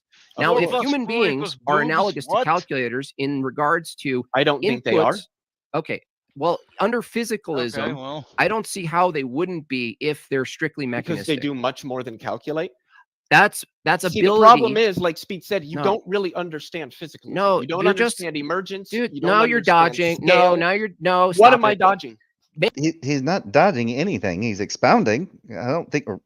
Make an argument. Don't say what I am don't dodging? understand. No, you said I was dodging. What am I dodging? I'll make it very clear for you. Under physicalism, are both the human beings, start simple, Leo, are both human beings and other objects in space mechanisms?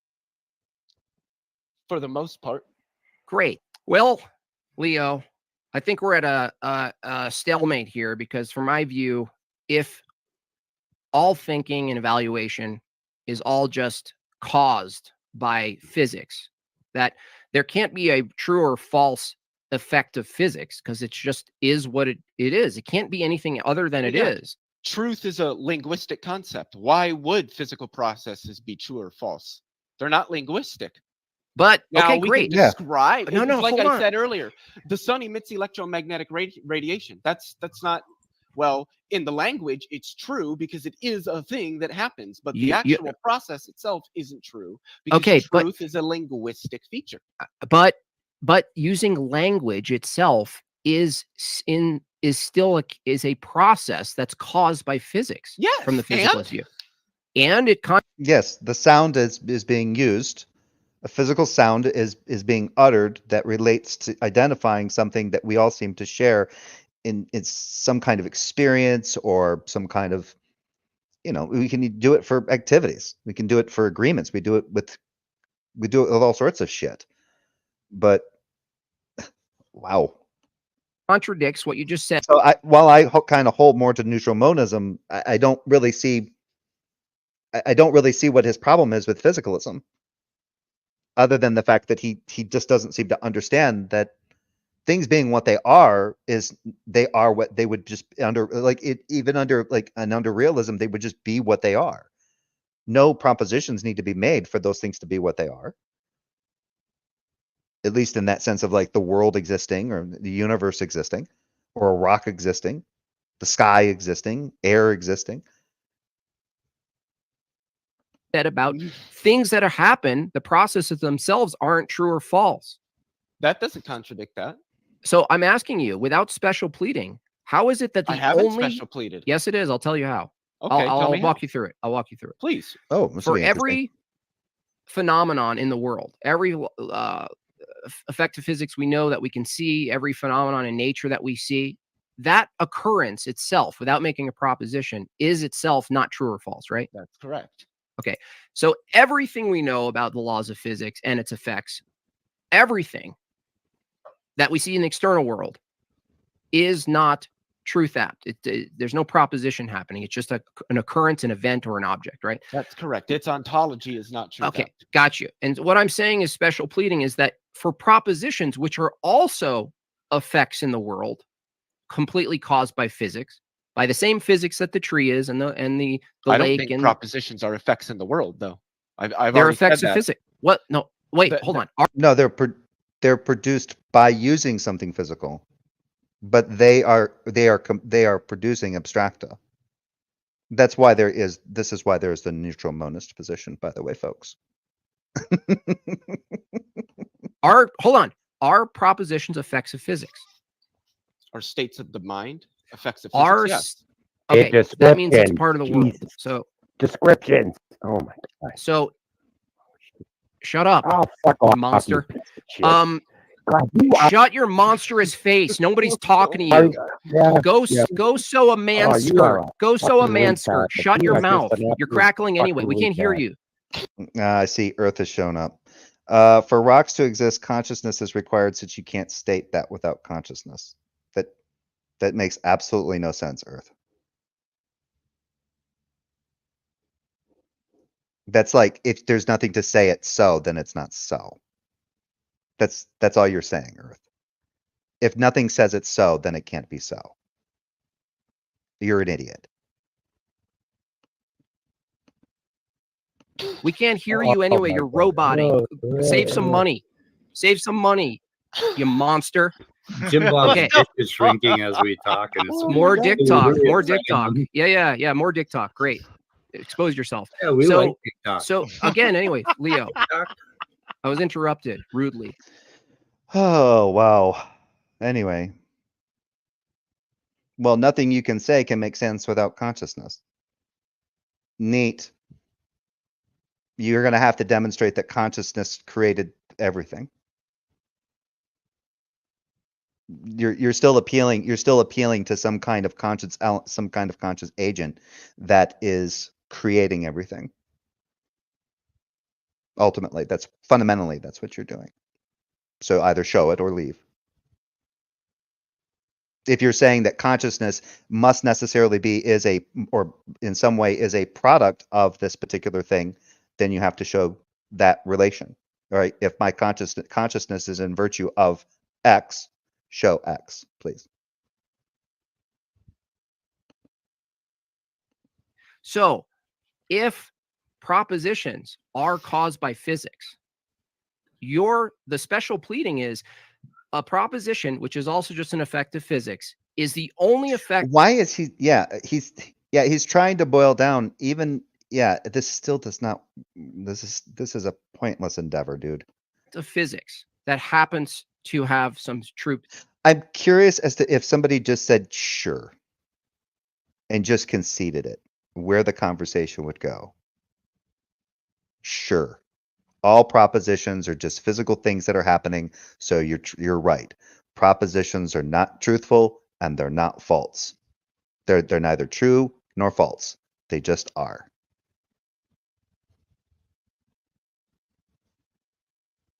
So what does that mean? What do we do with that? Truth app property. That goes back to like what you were talking about, Midnight. When you said that, triggered me a little bit. Like, what the fuck is this? You basically just threw out our toys. It's the only one. It's the only effect of physics. So how is it the case that there's all these other effects of physics out in the world, and everything we know about them is that? Oh no, but that's the problem, Earth. I can say.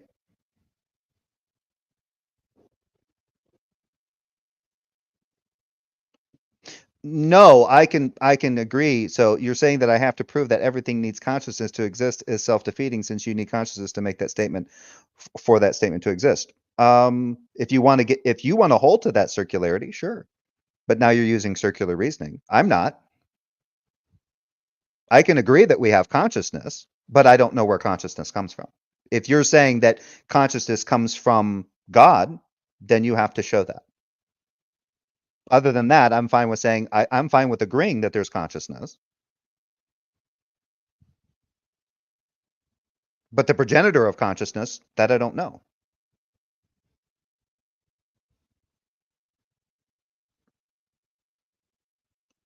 It's not that difficult, Earth. But you're also essentially, I think, trying to argue this idea that if we have an idea of God, then God necessarily exists. But you're doing it just another step forward. If we have an idea of consciousness, if we can appeal to consciousness, therefore consciousness exists, therefore there was some consciousness that brings about consciousness. And yet for some reason you're willing to go through that, but the infinite regress, an infinite regress is somehow just a complete infinite regress is to what created that, the whole idea that God solves the infinite regress by being like an eternal entity that always has been and always will be, and it solves the infinite regress. Whereas then you turn around and if somebody goes, well, I don't know, or an atheist says, well, no, I don't know if the universe ever had a start or not. Well, if everything has to be created, then it had to be created by this, and it had to be created by that, it had to be created by that, and it had to be created, and that had to be created by something else, and that's the infinite regress. But that's completely illogical. But that circular reasoning that you just did, you can, yeah, go right ahead.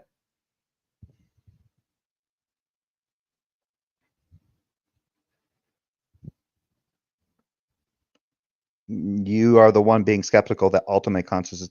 What am I using? If I'm being no, I'm not being skeptical. Yeah, do I need consciousness to be skeptical?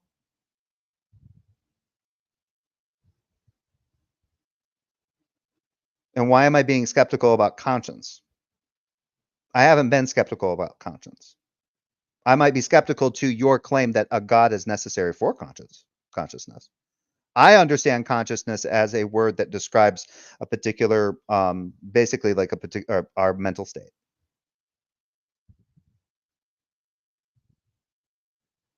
For lack, yeah, for just simplicity's sake. It's just a descriptor.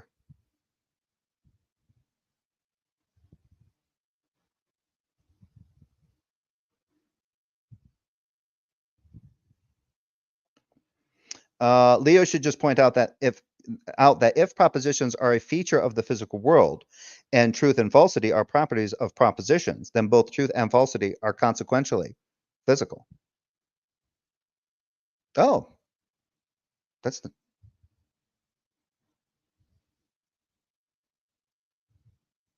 Yeah. Yeah, and that's what somebody else said. The guy is question begging. He's assuming truth values can't relate to the physical to prove they can't relate to the physical. Yeah.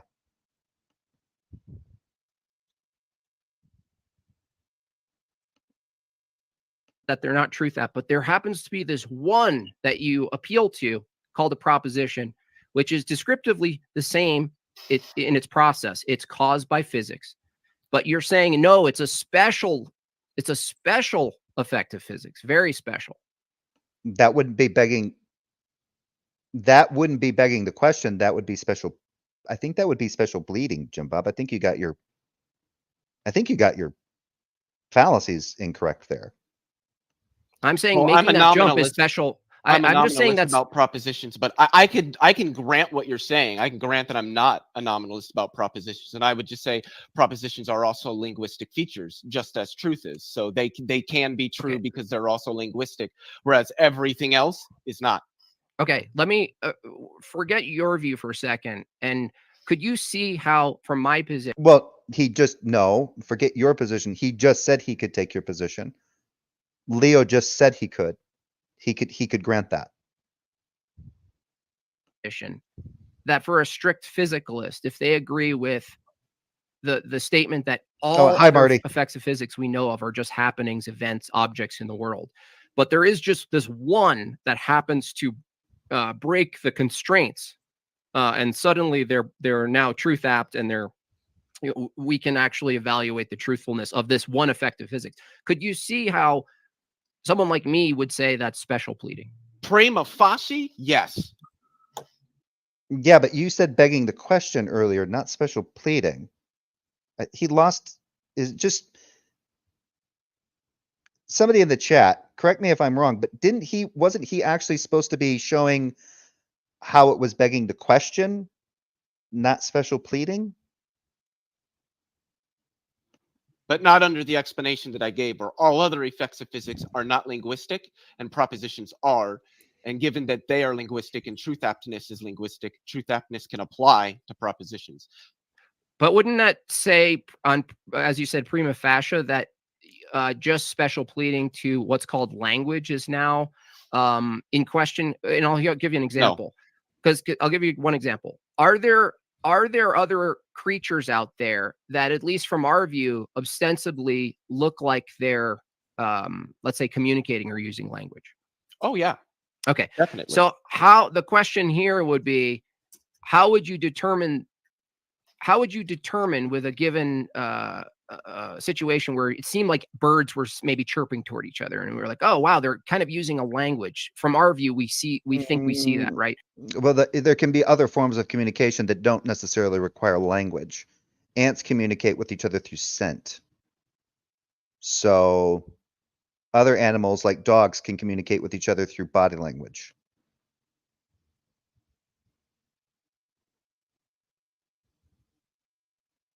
Oh. I thought he had actually said that it was begging the question earlier. Maybe I misheard too. I thought Jim Bob actually said that it was begging the question.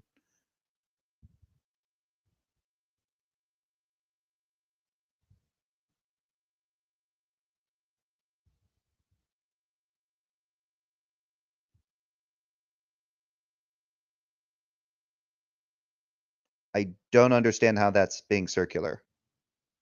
What I explained to you was my position isn't circular. I've already explained that. I've already appealed. So I understand I exist. So I start with that presupposition. I understand that we have a word that we call consciousness that's used to describe a particular phenomenon in reality when it comes to basically mental states. Right. The origin of that, I don't know. Some kind of answer to the ultimate origin of consciousness as a mental state, I don't know that. So I'm agnostic. That's not circular.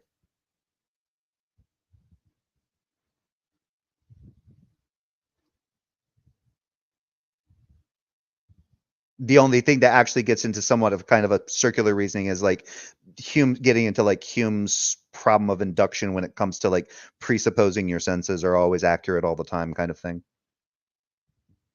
But just by living in this world and understand and being aware and seeming to share in this experience and all that, when it comes to consciousness, that's all I've got, dude. But yeah, it was that one right there. No, Jay, he's accused of special pleading. Yeah. I thought I could have swore he said he was begging the question. I'm asking you, how would you determine whether or not they're just reacting to input stimuli or they're actually having a meaningful sort of exchange of communication? Well, I think that we could basically describe communication as reaction to stimuli, as in the languages that are spoken to us, or you could say the terms that is spoken to us, and then we react. Yeah, because not all communicate. Like, yeah, he's bringing up language, but not all communication is done through language. To those statements. Okay, can we overcome our reaction, or is that just a further reaction to stimuli? I think we can overcome it in the sense that, like, you can ignore somebody. So, like, you can just refuse to react to it. Okay, but how do you know that's not a reaction under strict physical view? Well, that itself would, of course, be a reaction, yes. Okay, so if everything's a reaction, then you're not really overcoming. You're just having another reaction that supersedes the previous one called, I'm not going to talk to you, or you know what, I'm going to engage, or, that's what I'm asking is that if everything in physicalism is a reaction to stimuli, input, output, what you call speaking, correct me if I'm wrong, but what you call speaking is just a response to stimuli that you don't really have control over it. Is that the case? Well, no. That's a weird question. That something that you do following somebody attempting to communicate with you is going to be some sort of reaction, then yes, but I would just take that to be trivial. Well, most of what I've been hearing coming from out of JimBob in the sense of this question seems kind of trivial to me. I don't understand what the point of this. Like I said, even if Leo were to say, okay, you know what, I used to hold to physicalism. Maybe I'm going to have to look back into physicalism and some of the problems with it. And I'm sure, I think Leo's I think he's read up on physicalism. I'm sure he probably could even explain some of the problems with physicalism. Either way, even if JimBob were to just say right now, convince him that physicalism is just absolutely rubbish, I don't know if that would get Leophilius to actually believe a god or gods exist. That's not. Well, let's see. Here's the thing. Okay, yeah, physicalism is wrong. It has problems and all that, but so far, physicalism has done very well for itself in order to allow us to understand, to understand how the universe functions. Yeah, it doesn't say anything about, about free will or that shit like that. That's because, those things are better left to philosophy, not physicalism or science. You know what I mean? It's something, the philosophy can have problems with it. It still work. Like, those problems may not be big enough to completely destroy it. Like, there may be you know what I'm saying? If it may be more useful than not, but it can still have problems. So just to go, oh, this person, this philosophy has problems. How do you know if a lot of the, you know what I mean? Yeah, this is. So, Jay, is circular? Is circular because you use it to prove it and deny that the same kind of reality.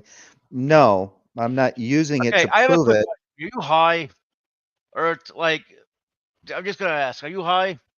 I told But you I anyway, was taking my vitamins. No, I was talking to Earth, not you. Oh, I thought you were talking to me. I was like, yeah, I No, told you no, I've been no, on vitamins. Yeah, no, I'm not Y- asking this person. yeah, no, I think that's chaos theory. Remember chaos theory? Why'd you have to remind me? You know, the one that No, accused I know, I know who that is. Just no. yeah. Why did Sabella Shepherd burned at the stake for being a witch?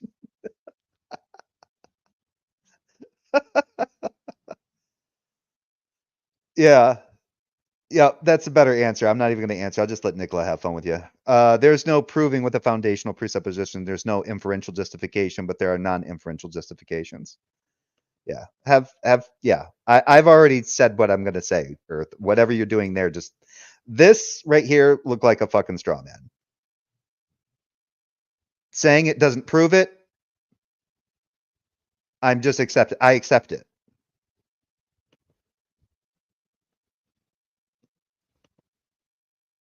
The question of if it's trivial, it brings up I accept consciousness as a descriptive word that goes to a particular mental state. That's all. If we got rid of the word consciousness, then we could probably have some other word that we would use to describe being mentally aware is another term. You can go to a thesaurus or Webster's. There's synonyms for it. another problem here, from my view, and I don't think it's been addressed, is that if coming to truth and speaking truth and even debating is all determined reactions from stimuli, right? That means the truth. So we shouldn't do it and engage in these conversations in any way. So even though there's some kind of underlying factor to the universe or the world that determines our reactions and determines everything that we're doing and everything, and that's fundamentally the case for all, let's just say all of reality, then we, now understanding that, should just never engage in any kind of conversation, or given the fact that we are existing in this reality, find ways to communicate to each other what it is that we're dealing with, like coming up with simple phrases like, watch out for that truck, don't step on that rake, don't play with that snake, that kind of shit. This is really asinine. Now I see the attraction why so many people have been, not so many, but people that have, then at least this portion of YouTube that I hang out with, which is very limited. I've been seeing more and more like B.S. Lewis, I think Breakfast Taco, several other people have, Mike from Answers in Atheism. They've been hammering this guy. As we call it, is one other outcome of physics. Would you say under physicalism that what we call the truth as a moment in time obtained is a truth, a moment in time? No, a moment of time obtained. What was that? We'll find our place in time. I'm just thinking that same thing. I'm sorry, but I just it did sound kind of woo-woo-ish, didn't it? Like kind of new age-ish. We'll find that special place amongst us. No, I was actually singing the opening theme to the 4400. I don't know if Yeah. you ever watched that. I Yeah. love that series. Yeah. The original though, that's a remake. I could not watch the fucking remake. I'm like done. No. That I remember that song, that title song he uses it seemed appropriate but fucking off for that show. I know. That's what made it as so a good. Because it made it sound like, yeah, it was just, yeah. moment in time obtained is there it is. One other outcome of physics. Would you say under physicalism that what we call the truth as a moment in time obtained is basically a state of affairs in the world? For a in moment. the world, no. I would say it's a state of affairs within linguistic systems that humans have. Okay, so then good answer. Would you say that you could change the inputs and have people say true things without intentionality and autonomy? Like you just do inputs and they start saying true things. I would need more information. Well, I'm saying, like, I don't know if you know what I'm asking. Like, if physicalism is true and everything we say and do is a reaction to input or external stimuli, I'm asking you, if that's true, wouldn't it follow that you could actually create some inputs and variables in human beings and have them say true things and false things because I they're think so, caused to yeah. based by, okay. So if that's the case, is it logically and is it possible logically for now the evaluation of whether they're true to be to basically influence the inputs to have people evaluate true things and have them okay. come out to be false? My sativa is kicking in, so now I'm starting to lose track of this shit, but I'll keep going. Fucking A. False, even though Well, they're hey, true. you know what? Yeah. You know what, It's Jeff? not that complicated. I'm just sitting here trying to pay attention to what he's saying. And it's just there's nothing informative here. I realize he's challenging Nicola, and everything that Nicola answers with seems to be pretty sensible, but he seems very set on trying to find some kind of absurdity to all of this. And even if he could find just even if he could find some absurdity to it, this doesn't do anything substantive. Yes, all it would be is substantive wise, it would be just like, does physicalism have some problems? Yeah. Is it the end all Hey, be you know all? what? No. You know what? You know what? I'm going to look it up right now. I mean, the end all be all would just be what it is, our end all be all of understanding. If he's looking for this absolute certainty out of thinks that atheists are looking for absolute certainty in physicalism, he's barking up the wrong fucking tree. Because again, you don't have to be a physicalist to be an atheist.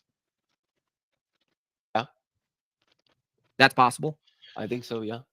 Okay. And so if it's the case under physicalism that all truth, what we call truth, and all falsity is just the what we call truth, the guy with this language, so there's a problem there. He's saying what we call truth is, I think what he means there is what we call actual, not what we call truth. The truth comports to us saying that when the proposition is true, when it comports to something that is actual concrete. If he's starting to kind of use truth and actual interchangeably, that's going to change the conversation. the reaction I think he might have just done that, just pointing that out. Maybe I'm wrong. and the result of stimuli from a strict mechanistic process. Then would you agree that coming to a truth is mostly an illusory process? Coming to a truth, you mean coming to know something as being the case? Truth isn't. I mean, Under I don't physicalism. think that it is, but I'm sure there are people out there that do. Right. Well, you would kind of try to take No. a synthesis position, like you'd Well, I would basically think say, that it's usually going to be some sort of normative evaluation that leads people to truth, rather than some sort of illusory Right. feature. Right, but if I asked you, Leo, just from your own view, forget the strict physicalist for a second. If I said, Leo, everything you learned so far in your schooling and reading and philosophy and all your debates you've had and conversations on the side, that would you say that you had no play, that your intentionality had nothing to do with everything you know today, that everything you No, value I today? wouldn't say that. Okay, but then would you think that a strict physicalist would have to say that? No, They wouldn't. no. How could they argue that everything they've come to believe and think is true isn't just an effect of physics? How would they argue against Well, that? because everything being an effect of physics does not defeat the fact that we have intentions. Yeah. Well, the intentions themselves would be determined by physics, right? Yeah, but determinism is compatible with the notion that humans have volition. Is it? Yes. Yeah, it's called compatibilism, dude. There are Christians that hold to this as well. Wouldn't the thing you call volition just another determined thing that you have no control over? I don't know why you want to argue against compatibilism, dude. I think that's what Leo is basically alluding to. No. Well, what would volition Well, not alluding, implying. be if everything else is determined? It seems like that gets you out of physicalism. That ability to choose between what has been determined. Isn't choice itself something, wouldn't all of our choices be? I think he's trying to do determinism to fatalism.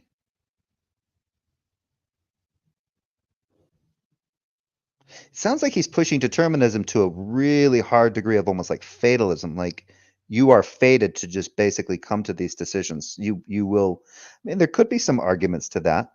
I mean, that's an argument against Be this. determined? Arguments against free will. I mean, I often do think about this to where it seems like it seems like there are events in your life that just seem they have to happen to you, in order to affect you to be the person you are. Like say you could be you could be walking down the street and minding your own business, but then suddenly, like, I don't know, 50 people attack you for no fucking reason and beat the shit out of you and kill you. Yeah, or the accidents, the person driving the car, Yeah. not with no intention of killing you that day, and you don't pay attention, and they run Yeah. into you, that kind of thing. Yeah. Oh, I always wonder. So I always wondered: was the person always meant to die on that day, or have this happen on that day, or is it or is it just that it's fucking insane. I honestly don't know what the you know what I mean, because it leads into some very dark places. Yeah. Agree? Disagree? Yeah, sorry, I was also reading something. Yeah, based on what I got from what you're saying, yeah, I don't really disagree with it. Yeah, I mean, I could get dark, but you get the point. This is just sad. Why don't you just give up, J Panic? Always running, always hiding. Debate me, bro. I am so lucky I can't see anything right now because my Chrome just completely blacked out, and all I could do is talk to you.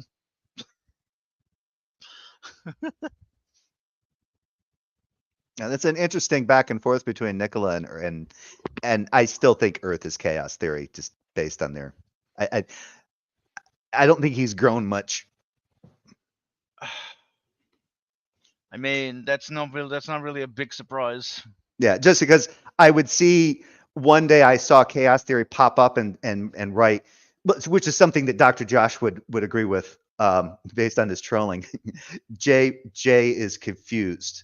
And then I was like, oh, there's chaos theory. And then after that disappeared. And so it showed up as that, and then it became Earth.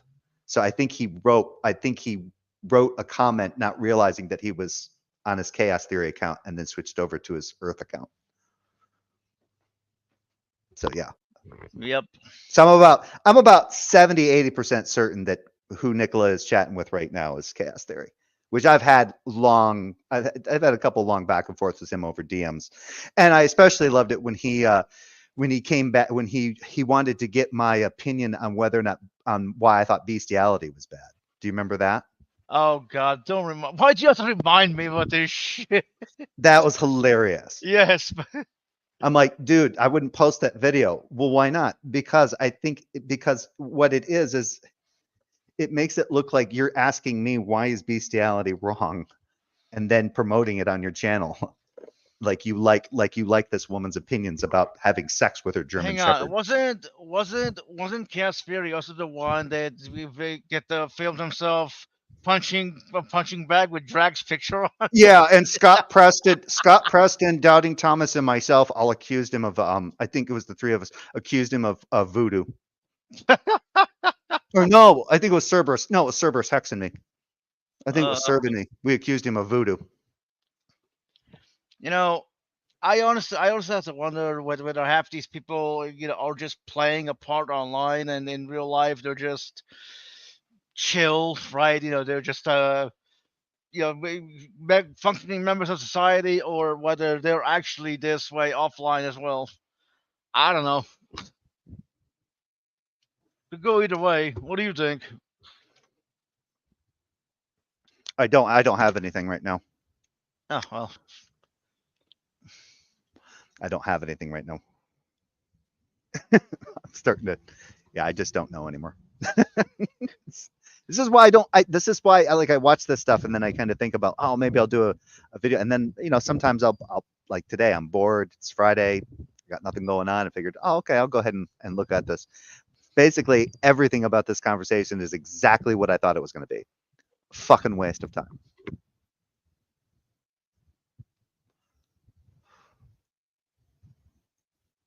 But I mean, it does actually illustrate that Jim Bob has some work to do. Can you hear me? Yes. Okay, I'm outside smoking a cigarette, so I wasn't sure if Yeah. the connection between my wireless headset and my computer was holding. This is so fucking crazy. My Chrome is still pure black. I can't see anything. Your what? Your My what? Chrome, my web browser. You can't see anything? Yeah, my web. Well, I mean, I can see the rest of my PC is fine, right? I can minimize Chrome and see my desktop and Discord, but no, Chrome has gone completely black. Might need to shut it down, Task Manager, and open it up again. Actually, That's true. go to Task Manager and actually terminate the process. Any background processes or Yeah, anything? but I'm too lazy to get back in. Just kidding. I'll probably do that. I just figured I'm here. Well, you don't have to end this. You don't have to like leave or anything. You can just. Well, actually, yeah, you would have to leave because you're doing this through Chrome. What am I thinking? What am I thinking? What do you think? What are you thinking? What are you thinking, man? What am I thinking? No, that was to myself. That was to myself. Yeah, you can just shut down the process of Chrome. Yeah, I'm here in StreamYard with you. Yeah, you should still be able to do. Oh wait, no, you can't.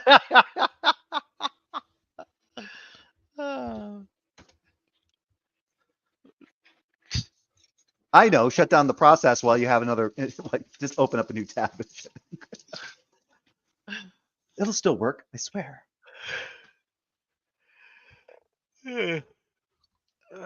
Oh man, that sativa's kicking in hard.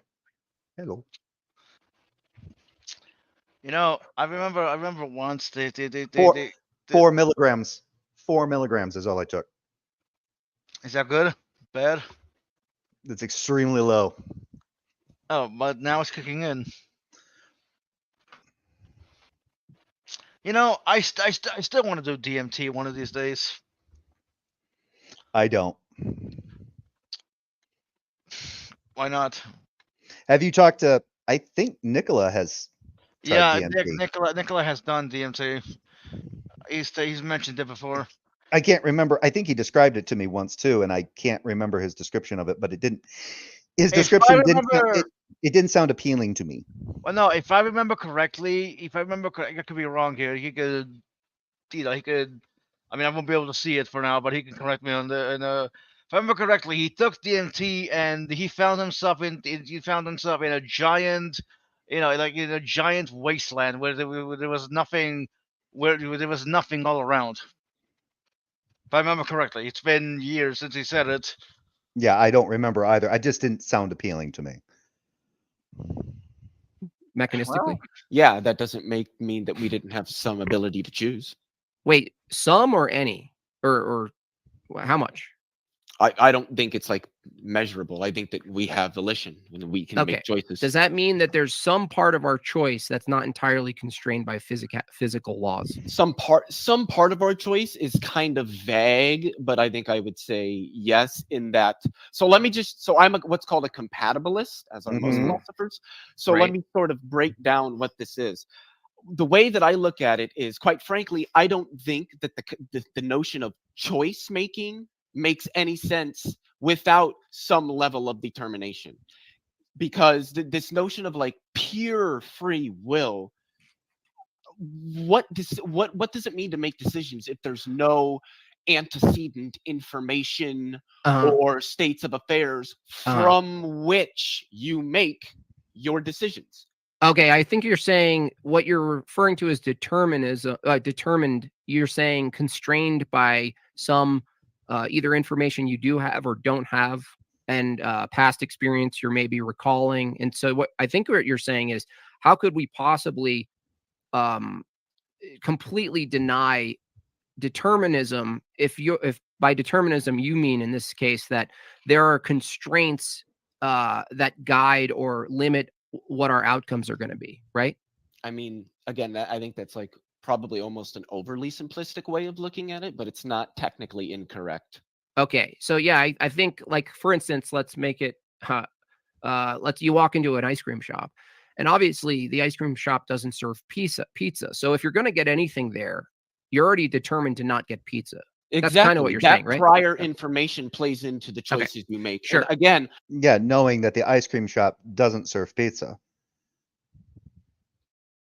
I don't think that choice making can happen absent any antecedent information from which the choices are made, such as the information that this place does not serve pizza or, say, sub sandwiches.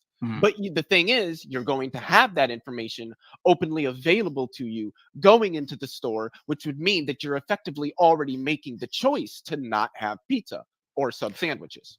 Right. However, also to add, and that to is it, still a choice that you made. I just wanted to add that bit there. Right. I mean, and hypothetically, you could actually convince through your will and persuasion to have the ice cream shop owner to order you pizza.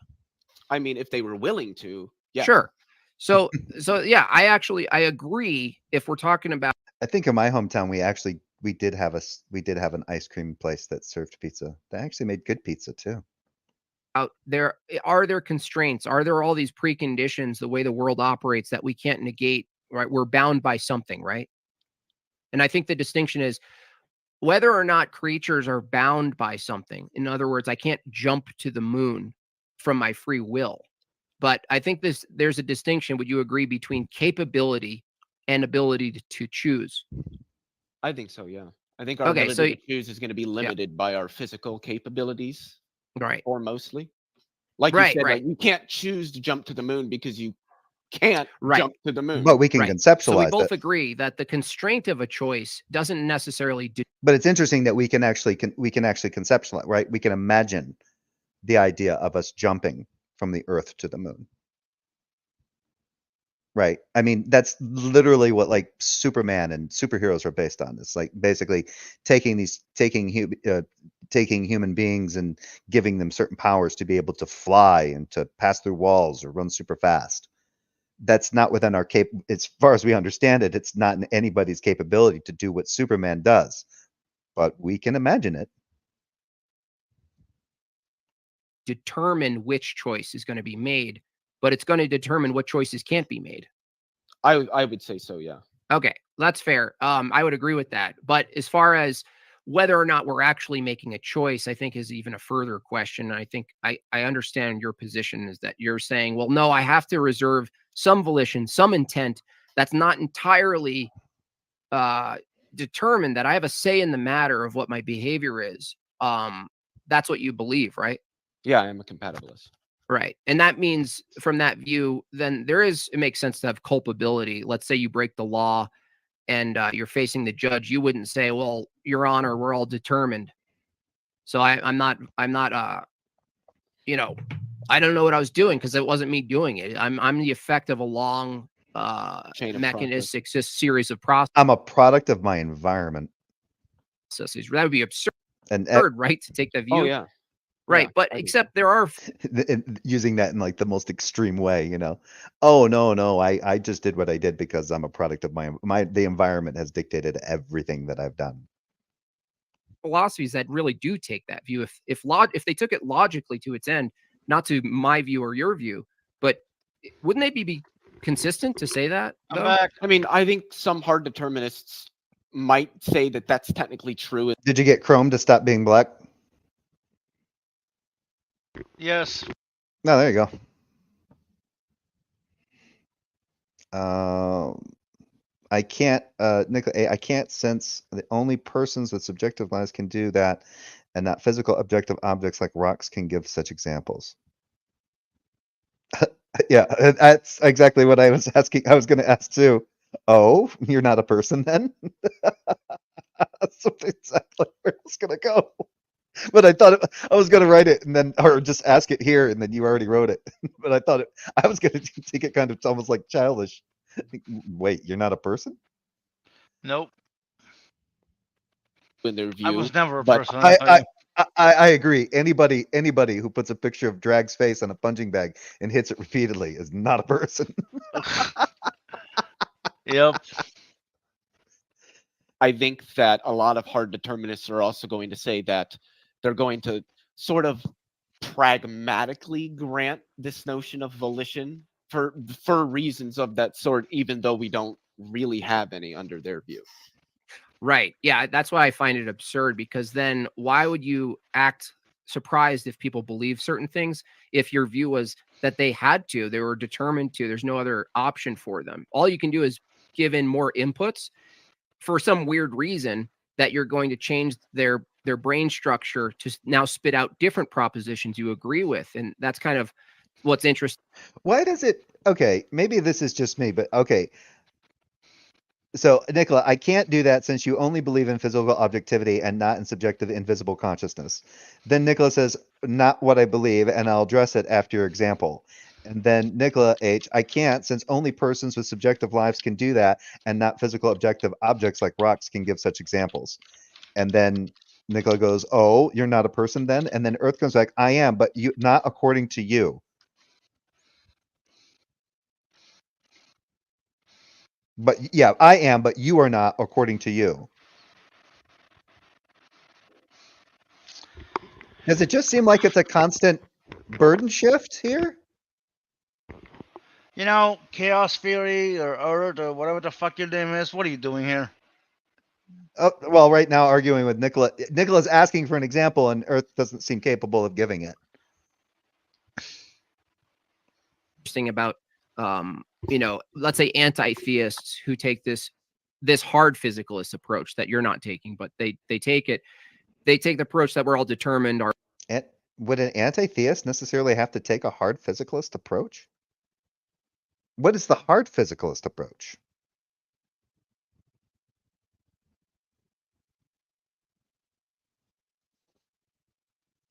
Would hard physicalism be basically metaphysical naturalism?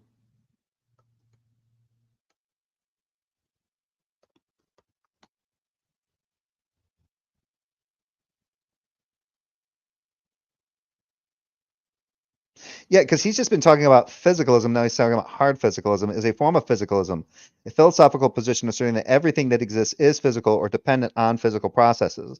Here are key aspects of hard physicalism. And then it goes through them. I'm looking up a definition using ChatGPT. Yeah, in summary, a hard physicalist believes that everything that exists is physical, and all phenomena, including mental states and consciousness, can be fully explained by physical processes and properties. This view emphasizes a reductive and empirical approach to understanding reality. How does it differ from physicalism?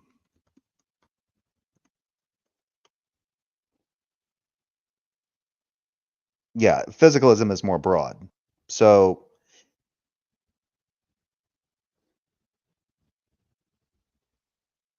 yeah, physicalism is more general. Hard physicalism goes to more strict definitions, reductive approach.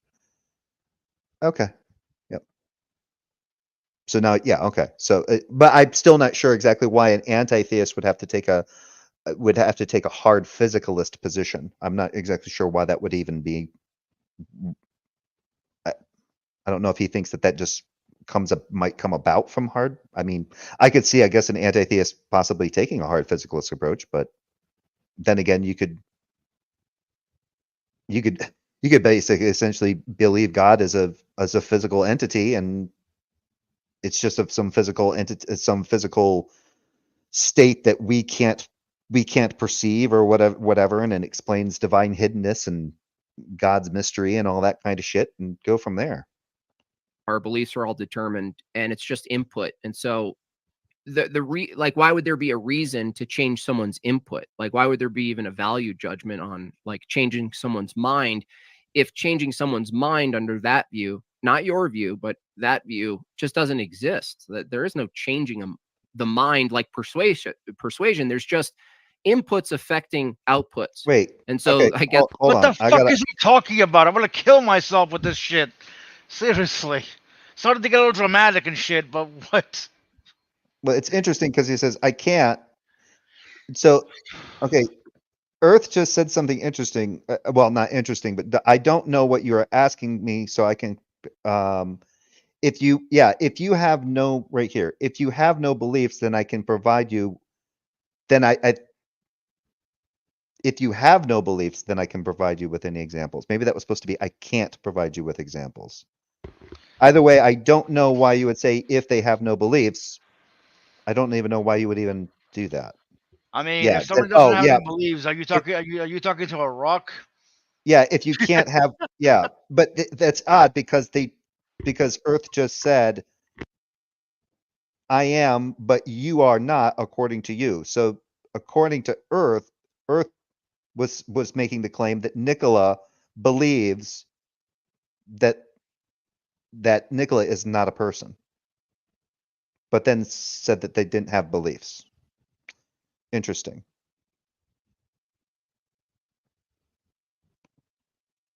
Guess the Just thought I'd point out that possible contradiction there.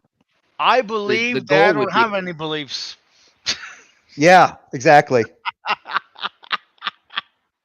I love that. Yay. Well, it's like earlier we were talking about, we were looking at something on, it was on Mike's channel, it was on Answers in Atheism, and it was this guy named Mr.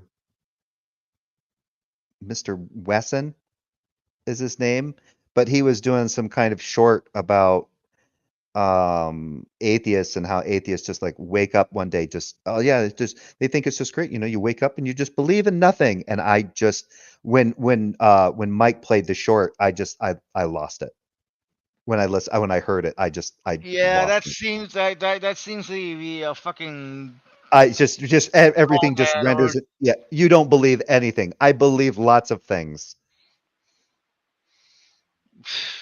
be, well, if I could only get a hold of all these variables and inputs to change people's brains such that they come up with propositions and views that I agree with, you could, in fact, just kind of influence people to change their minds just by inputs, right? Yeah, I Like, think we can do that. I think that like when you have a conversation with somebody and then they kind of start thinking about it and then their mind changes, you influenced that. Influence, right? But would you say you completely caused it? From your view, you'd say no, I think right? I would say that in such an instance, you were a part of the causal chain. You might not be the sole causal influence, but you were Right. certainly a part of it. Right. That I guess the question is, if it were the case from that view, where you could skip the talking and persuasion part, and you could just inject someone with what's called the truth, right? The variables that cause the truth. Because under physicalism, that would be hypothetically possible, logically possible. I think it would be logically possible, but I don't think it metaphysically obtains. I don't think so either. But let's just try to grant as much as possible here. The question of like, well, would you, if you could do that, would you do it to your baby when they're born? You know what I mean? I Like, personally would not, but I'm sure there are people out there that would. Wait, right. would you do what to almost a like, baby? would you make? I've talked to vegans who said they would. There is a, like, if there was an injection that made people allergic to meat, would they do that to babies? Right off the bat. Wait, okay. Before that, would you do what to a baby? Give them an injection to make them allergic to meat. No, before that. Oh, let me go back. Sorry, I was reading the live chat. I'm reading that back and forth between Nicola and Earth. I personally would not, but I'm sure there are people out there that your baby. The question of like, well, would you, if you could do that, would you do it to your baby when they're born? You know what I mean? I Like, personally would not, Okay, but I'm would sure do there are what? people out there that would. right. Almost like, would you make, I've talked to vegans who said they would, there is a, like, if there was an injection that made people allergic to meat, would they do that to babies, right off the bat? And they I said, feel like yeah. I'm missing something. You know, I there find it technically similar. is, right? Have you heard of the Lone Star tick? The one. Yeah. that might do, Yeah. I think they can replicate that. I think they can. But that's not for all meat. That's for predominantly for red meat. I don't know. I know it affects beef. It makes it. I can't remember what it is. You can look it up. But that particular, it's caused from a bacteria in Lone Star ticks, and I think it makes a person react negatively to. Kind of gives them basically gives them an allergic reaction to beef. I think it's only beef. I don't know if like bison is an issue with it. Replicate that as a sort of what do you call it? What do you call it when you like provoke in biology, like a reaction, like forgot the term. Mark Yeah, I guess Reed has stimulants. entered the room. Mark Reed is here. I have a Welcome, question. Mark. I have a question on my side that I think is more for you than me. Does wave function collapse when the physics of the observer is introduced into the measured system? I don't. Can you know the repeat answer to that that. one more time? Does wave function collapse when the physics of the observer is introduced into the measured system? When the physics of the observer is introduced? Saying like the statement that like the observer changes the outcome, is that I guess he's kind of assuming that there's something causal in physics causing the outcome to be different. Well, a lot of this comes down to quantum foundations. So like the observer, I can't even remember the statement that you said. The observer changes to whatever it was. The measured state. The measured state. Is so first off, I don't think that wave function collapse happens. I hold the relational quantum mechanics. I think that wave function collapse is merely a mathematical process of the loss of a superposition. And I don't think this is something that like wave function collapse isn't a thing that physically happens to physical things in the physical world. Is that an orthodox position at this time or not? No. Okay. Yeah, I don't know. Yeah, he just said he's not holding to a more mainstream one. I don't know. I don't know. I always love it when because then you end up in like Gavin Herleman territory. You start, or even Praise has done the same thing. Starts talking about quantum mechanics and the observer, and then all you have to ask them is like, well, if God is always watching, how does anything change a state? They would always be in the state of an observer watching them because God is watching everything. And honestly, oh my God, sometimes I really hate science because they use words that people, and I'm, an observer doesn't. It's called jargon. The term is jargon. An observer does not mean what it means colloquially, right? Usually when we say an observer, we mean like a human being seeing events unfold, whatever the fuck. An observer in quantum mechanics is literally any particle, literally any particle that interacts with any other particle. That is what actually collapses the wave function. All right, now I know. Leo is like, oh, the wave function doesn't really happen. It's just mathematical. I need to double check on that. But Jim Bob's retarded. That's my main point. Unfortunately, most physicists don't find much interest in quantum foundations, but there's a small subset of physicists that do. And it is interesting. And I think it is important to our study of physics. But most physicists are kind of just interested in their experiments and the results of them. I got a chat from Tinublet over on my side. How do metabolic chemicals in brains convey meaning to mind? If they say that they can measure impulses, meaning to mind, that's the cart before the horse. It's the mind that implies the meaning. And then it's just being, oh my God. Okay. Electrical signals, sorry. How does it translate to actual meaning when it comes to data information? That I do not know, and I don't know if that's something that is known. Okay, fair enough. Yeah, I always, in fact, when I think the question was kind of odd because what gives meaning to mind? And I'm like, well, if you're talking about what gives, how do we develop meaning, or I don't know. That question was kind of weird to me. Someone who's like a strict physicalist, that everything's, physical, and, they veer into materialism as well. I ask them if information's physical. Do you think information's physical, Leo? Information is physical. And this has been said by people like God, what was his name? Rolf Landauer. Uh-huh. Who was the other one? Oh Jesus, not Turing. Oh my God. I can't remember. See that subscribe button? Hit it hard. Okay. What the Now they were fuck? getting. Yeah, that's where he ended it. It's a hell of a close up there, Leo. I got through that one. Yeah, what the fuck, Leo? No, that's too. Wow. I don't know. I'm trying to think about that term about information being physical. I don't know. I've always kind of thought of information as being I mean, propositional. But I mean, well, the information in the sense of things that inform us and we find them informative, and that's information, then yeah, maybe in that sense, sure. well, But okay. the stuff If that it's is a, informed, I guess. I don't know. well, when they say this is completely going off the cuff, so I could be completely fucking wrong.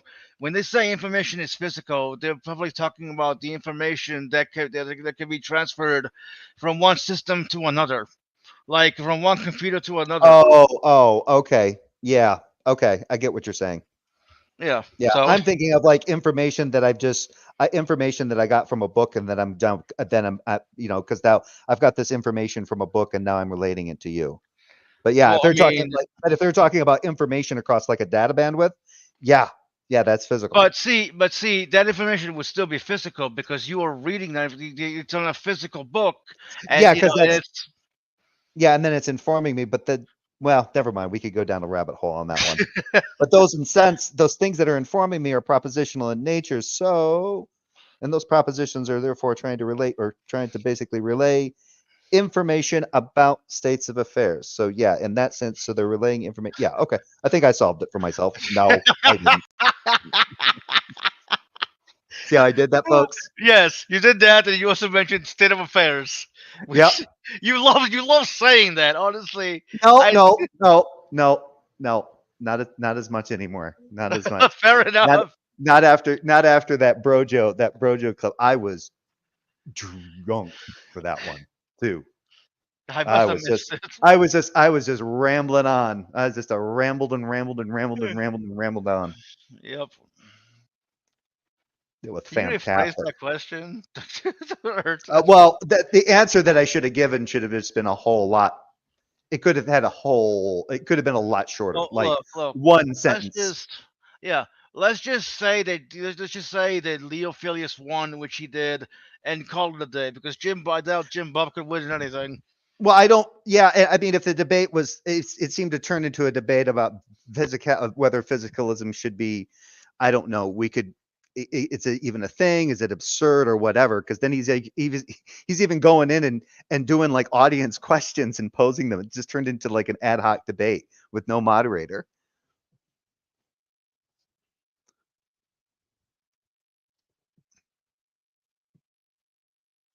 Okay, so this is getting interesting.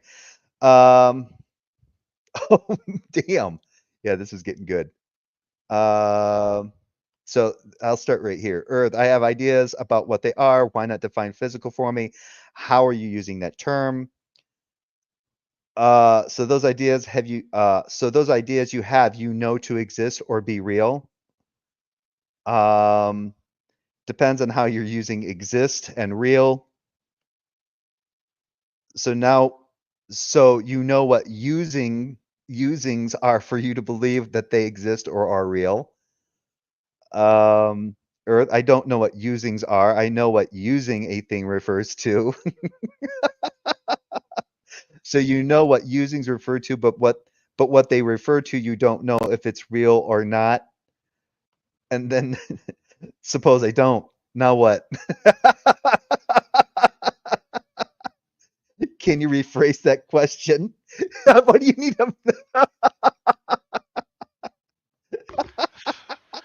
How do you need to rephrase the question? Now what? Then Nicola comes back. Nope. Honestly, you shouldn't invite these two on panel. Then I can't help you. Nicola's probably busy doing stuff. Yeah, true. Earth, help me. Well, other than, I mean, I'm sure he's probably doing something else on the side. Help Help me with what? Then whatever you were asking me.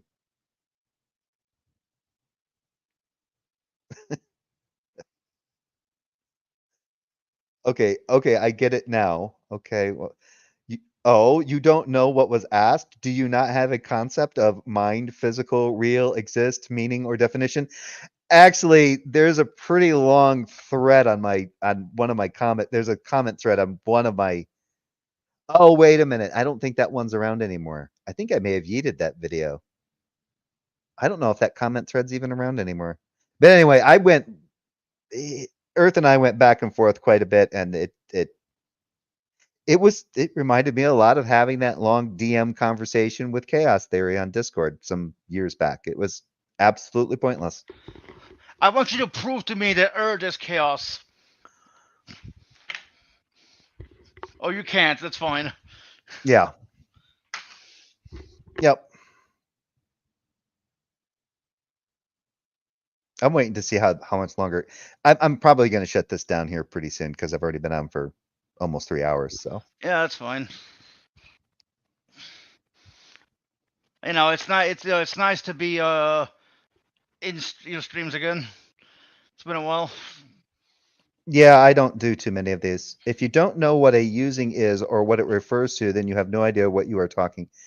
Oh, do you want to demonstrate how they don't know what they're talking about? When Nicola just said that he knows what the word using means? Jerry. What yeah, I don't know what a using is either. I know what using is. It's it's a verb that goes to describe like us manipulating something, or like I'm using the remote.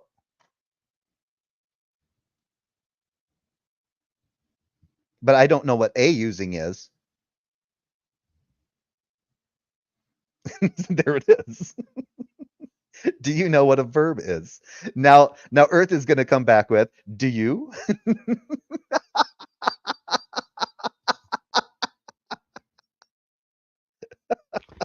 You are psychic.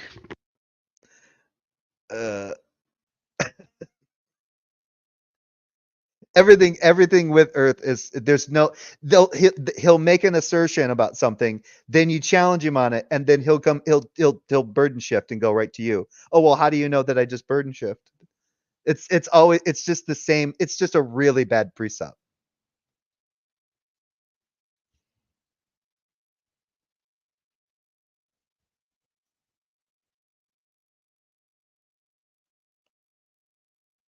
So you know verbs are real or that they exist. Hey, Earth, do verbs come from God?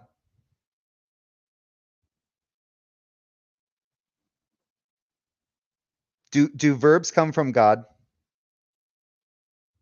Is that what you believe?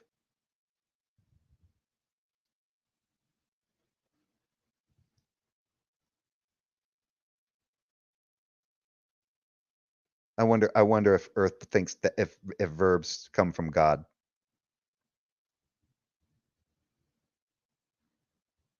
I want to know if basically what I want to know is if did God actually develop a language, or is he actually utilizing a language? Like, is the language that he's using, if God can speak, is it a language that God learned, or is it an emergent property of it? Is it like some kind of innate trait? And so when God says something is going to be doing something, the way that is done makes a verb,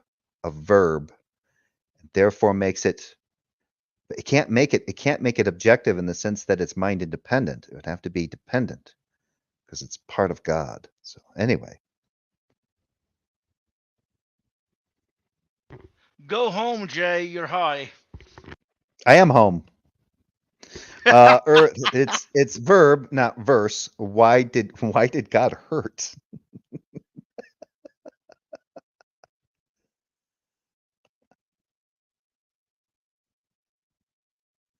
This is a fascinating conversation between these two. You guys should come in here. Of course, a lot of times if Nicola's doing other stuff, he'll be like prepping. He'll be like, doing some kind of like cooking project or doing something like that, and he'll just like look at his phone. Oh, okay, type something real quick. At least that's how I'm kind of imagining he does it.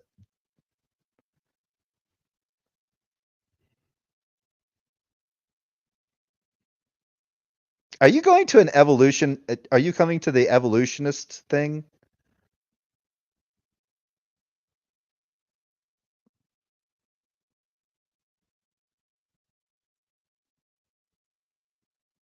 I don't know if any consciousness. You'd have to show that a consciousness started that, dude. So I can agree that there's a distinction between myself and a rock, but atomically, when you think about it, molecularly, I mean, I'd say atomically, there's not much difference between a rock and myself. We're related in that sense. The atoms and the proton, electrons and neutrons and all that make up the stuff that make up a rock are definitely they're part of what makes up the stuff that's in me. But the distinction is normally made, obviously, between, I don't disagree with distinctions. But to say, so that's what you have to do is like, but I can sit here and I can start with and concede to you that there are obviously there's things out there in the world, that there's actual things, right? You hold that the physical world is real, right? You don't think that the physical world does not exist, right? Or are you like praise? Do you think that the physical world, that this isn't a physical world and that we exist? Well, maybe praise changed his mind on it again, who knows? But that we exist in the mind of God. That we're just basically, I don't know, figments of his imagination, existing in his mind. The world just is basically a product of God's imagination.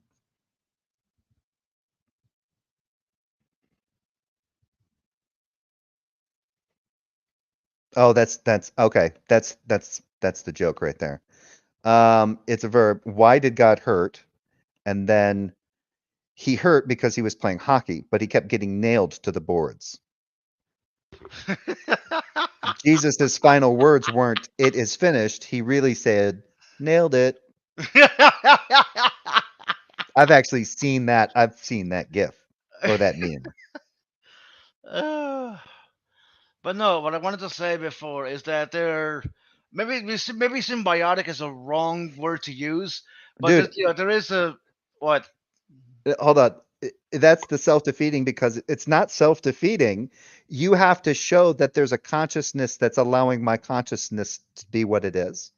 I've already conceded to you that I'm conscious, and that I accept the term conscious for basically being another way of saying we are somehow mentally aware. But you're the one saying that you have a solve. You know where that comes from. So you need to show where that came from. You just keep appealing to the product. You're not showing the producer.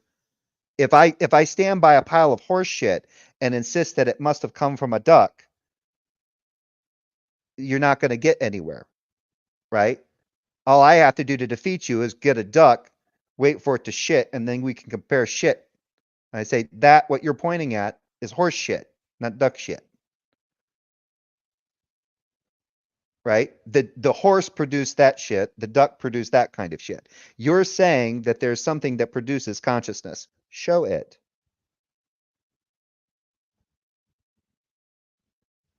I can concede we have it. You're saying you know where it came from. And for some reason, you're saying that if I'm using it, then I must know where it came from. That doesn't make any sense either.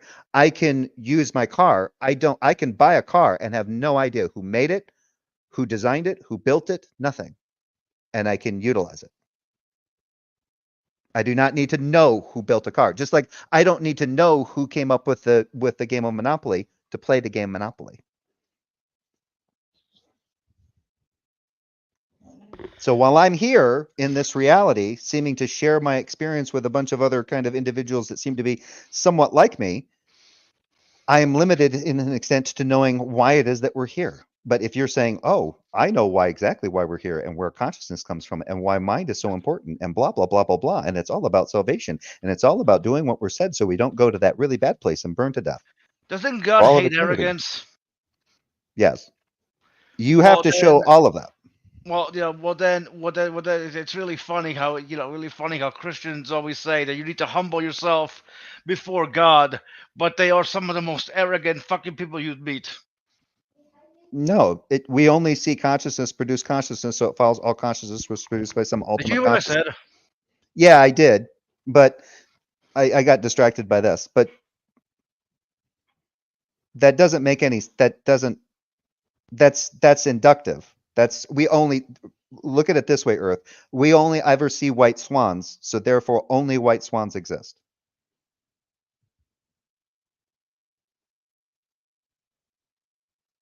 That's exactly what you just did there.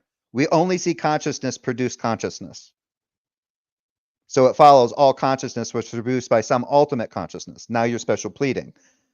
If all consciousness produces consciousness, then the ultimate consciousness would have to be produced by what? Something more. You've also rendered yourself into into a infinite regression. It's special pleading. If you don't want to engage in a fallacy, if infinite. You mean like an infinite regression fallacy? Yeah.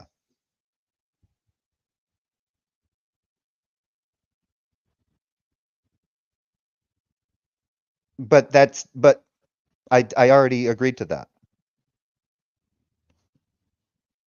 No, your argument presupposes consciousness too. I've already conceded to you that I know what consciousness is. Agreeing with you what consciousness is not me saying that and using it and appealing to it in an argument does not mean that I know where it came from. Just like I can buy a gun and not know who made the gun, designed the parts, or anything. But I can still grab it, I can still use it, I can still agree with its function, its form, and everything. But the thing is that when it comes to guns, we have examples of people making guns. So if you're saying consciousness is the product of some ultimate conscience, show the ultimate conscience. Or consciousness.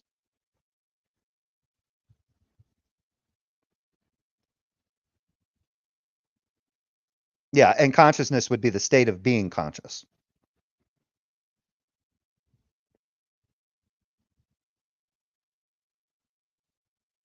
Yeah, and that's a good point from Nicola too.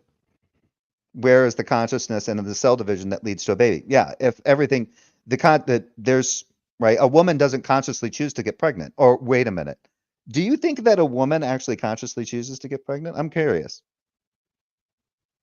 Because while a woman can consciously, can basically, obviously consent, which would be part of your being mentally aware and all that, to having sex, her conceiving a child is not a conscious effort.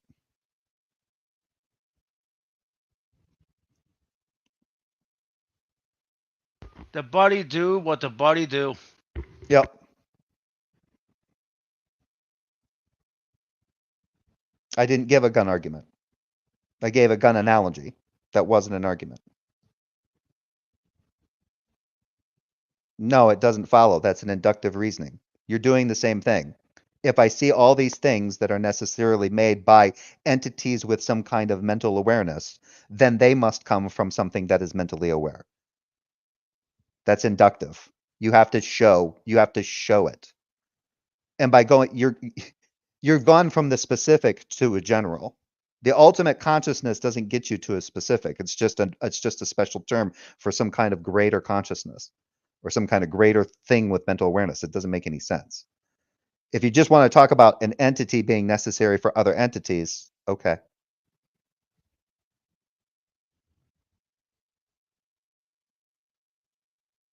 Well, nobody who said infinite regress created all things. How can you have an actual creation event if everything is just infinite regress? There is no ultimate creation moment. Everything is just carrying on, doing its thing. All right. With that being said, I'm out. And yeah, Earth, you got to get better at this stuff. Or worse, depending. See ya.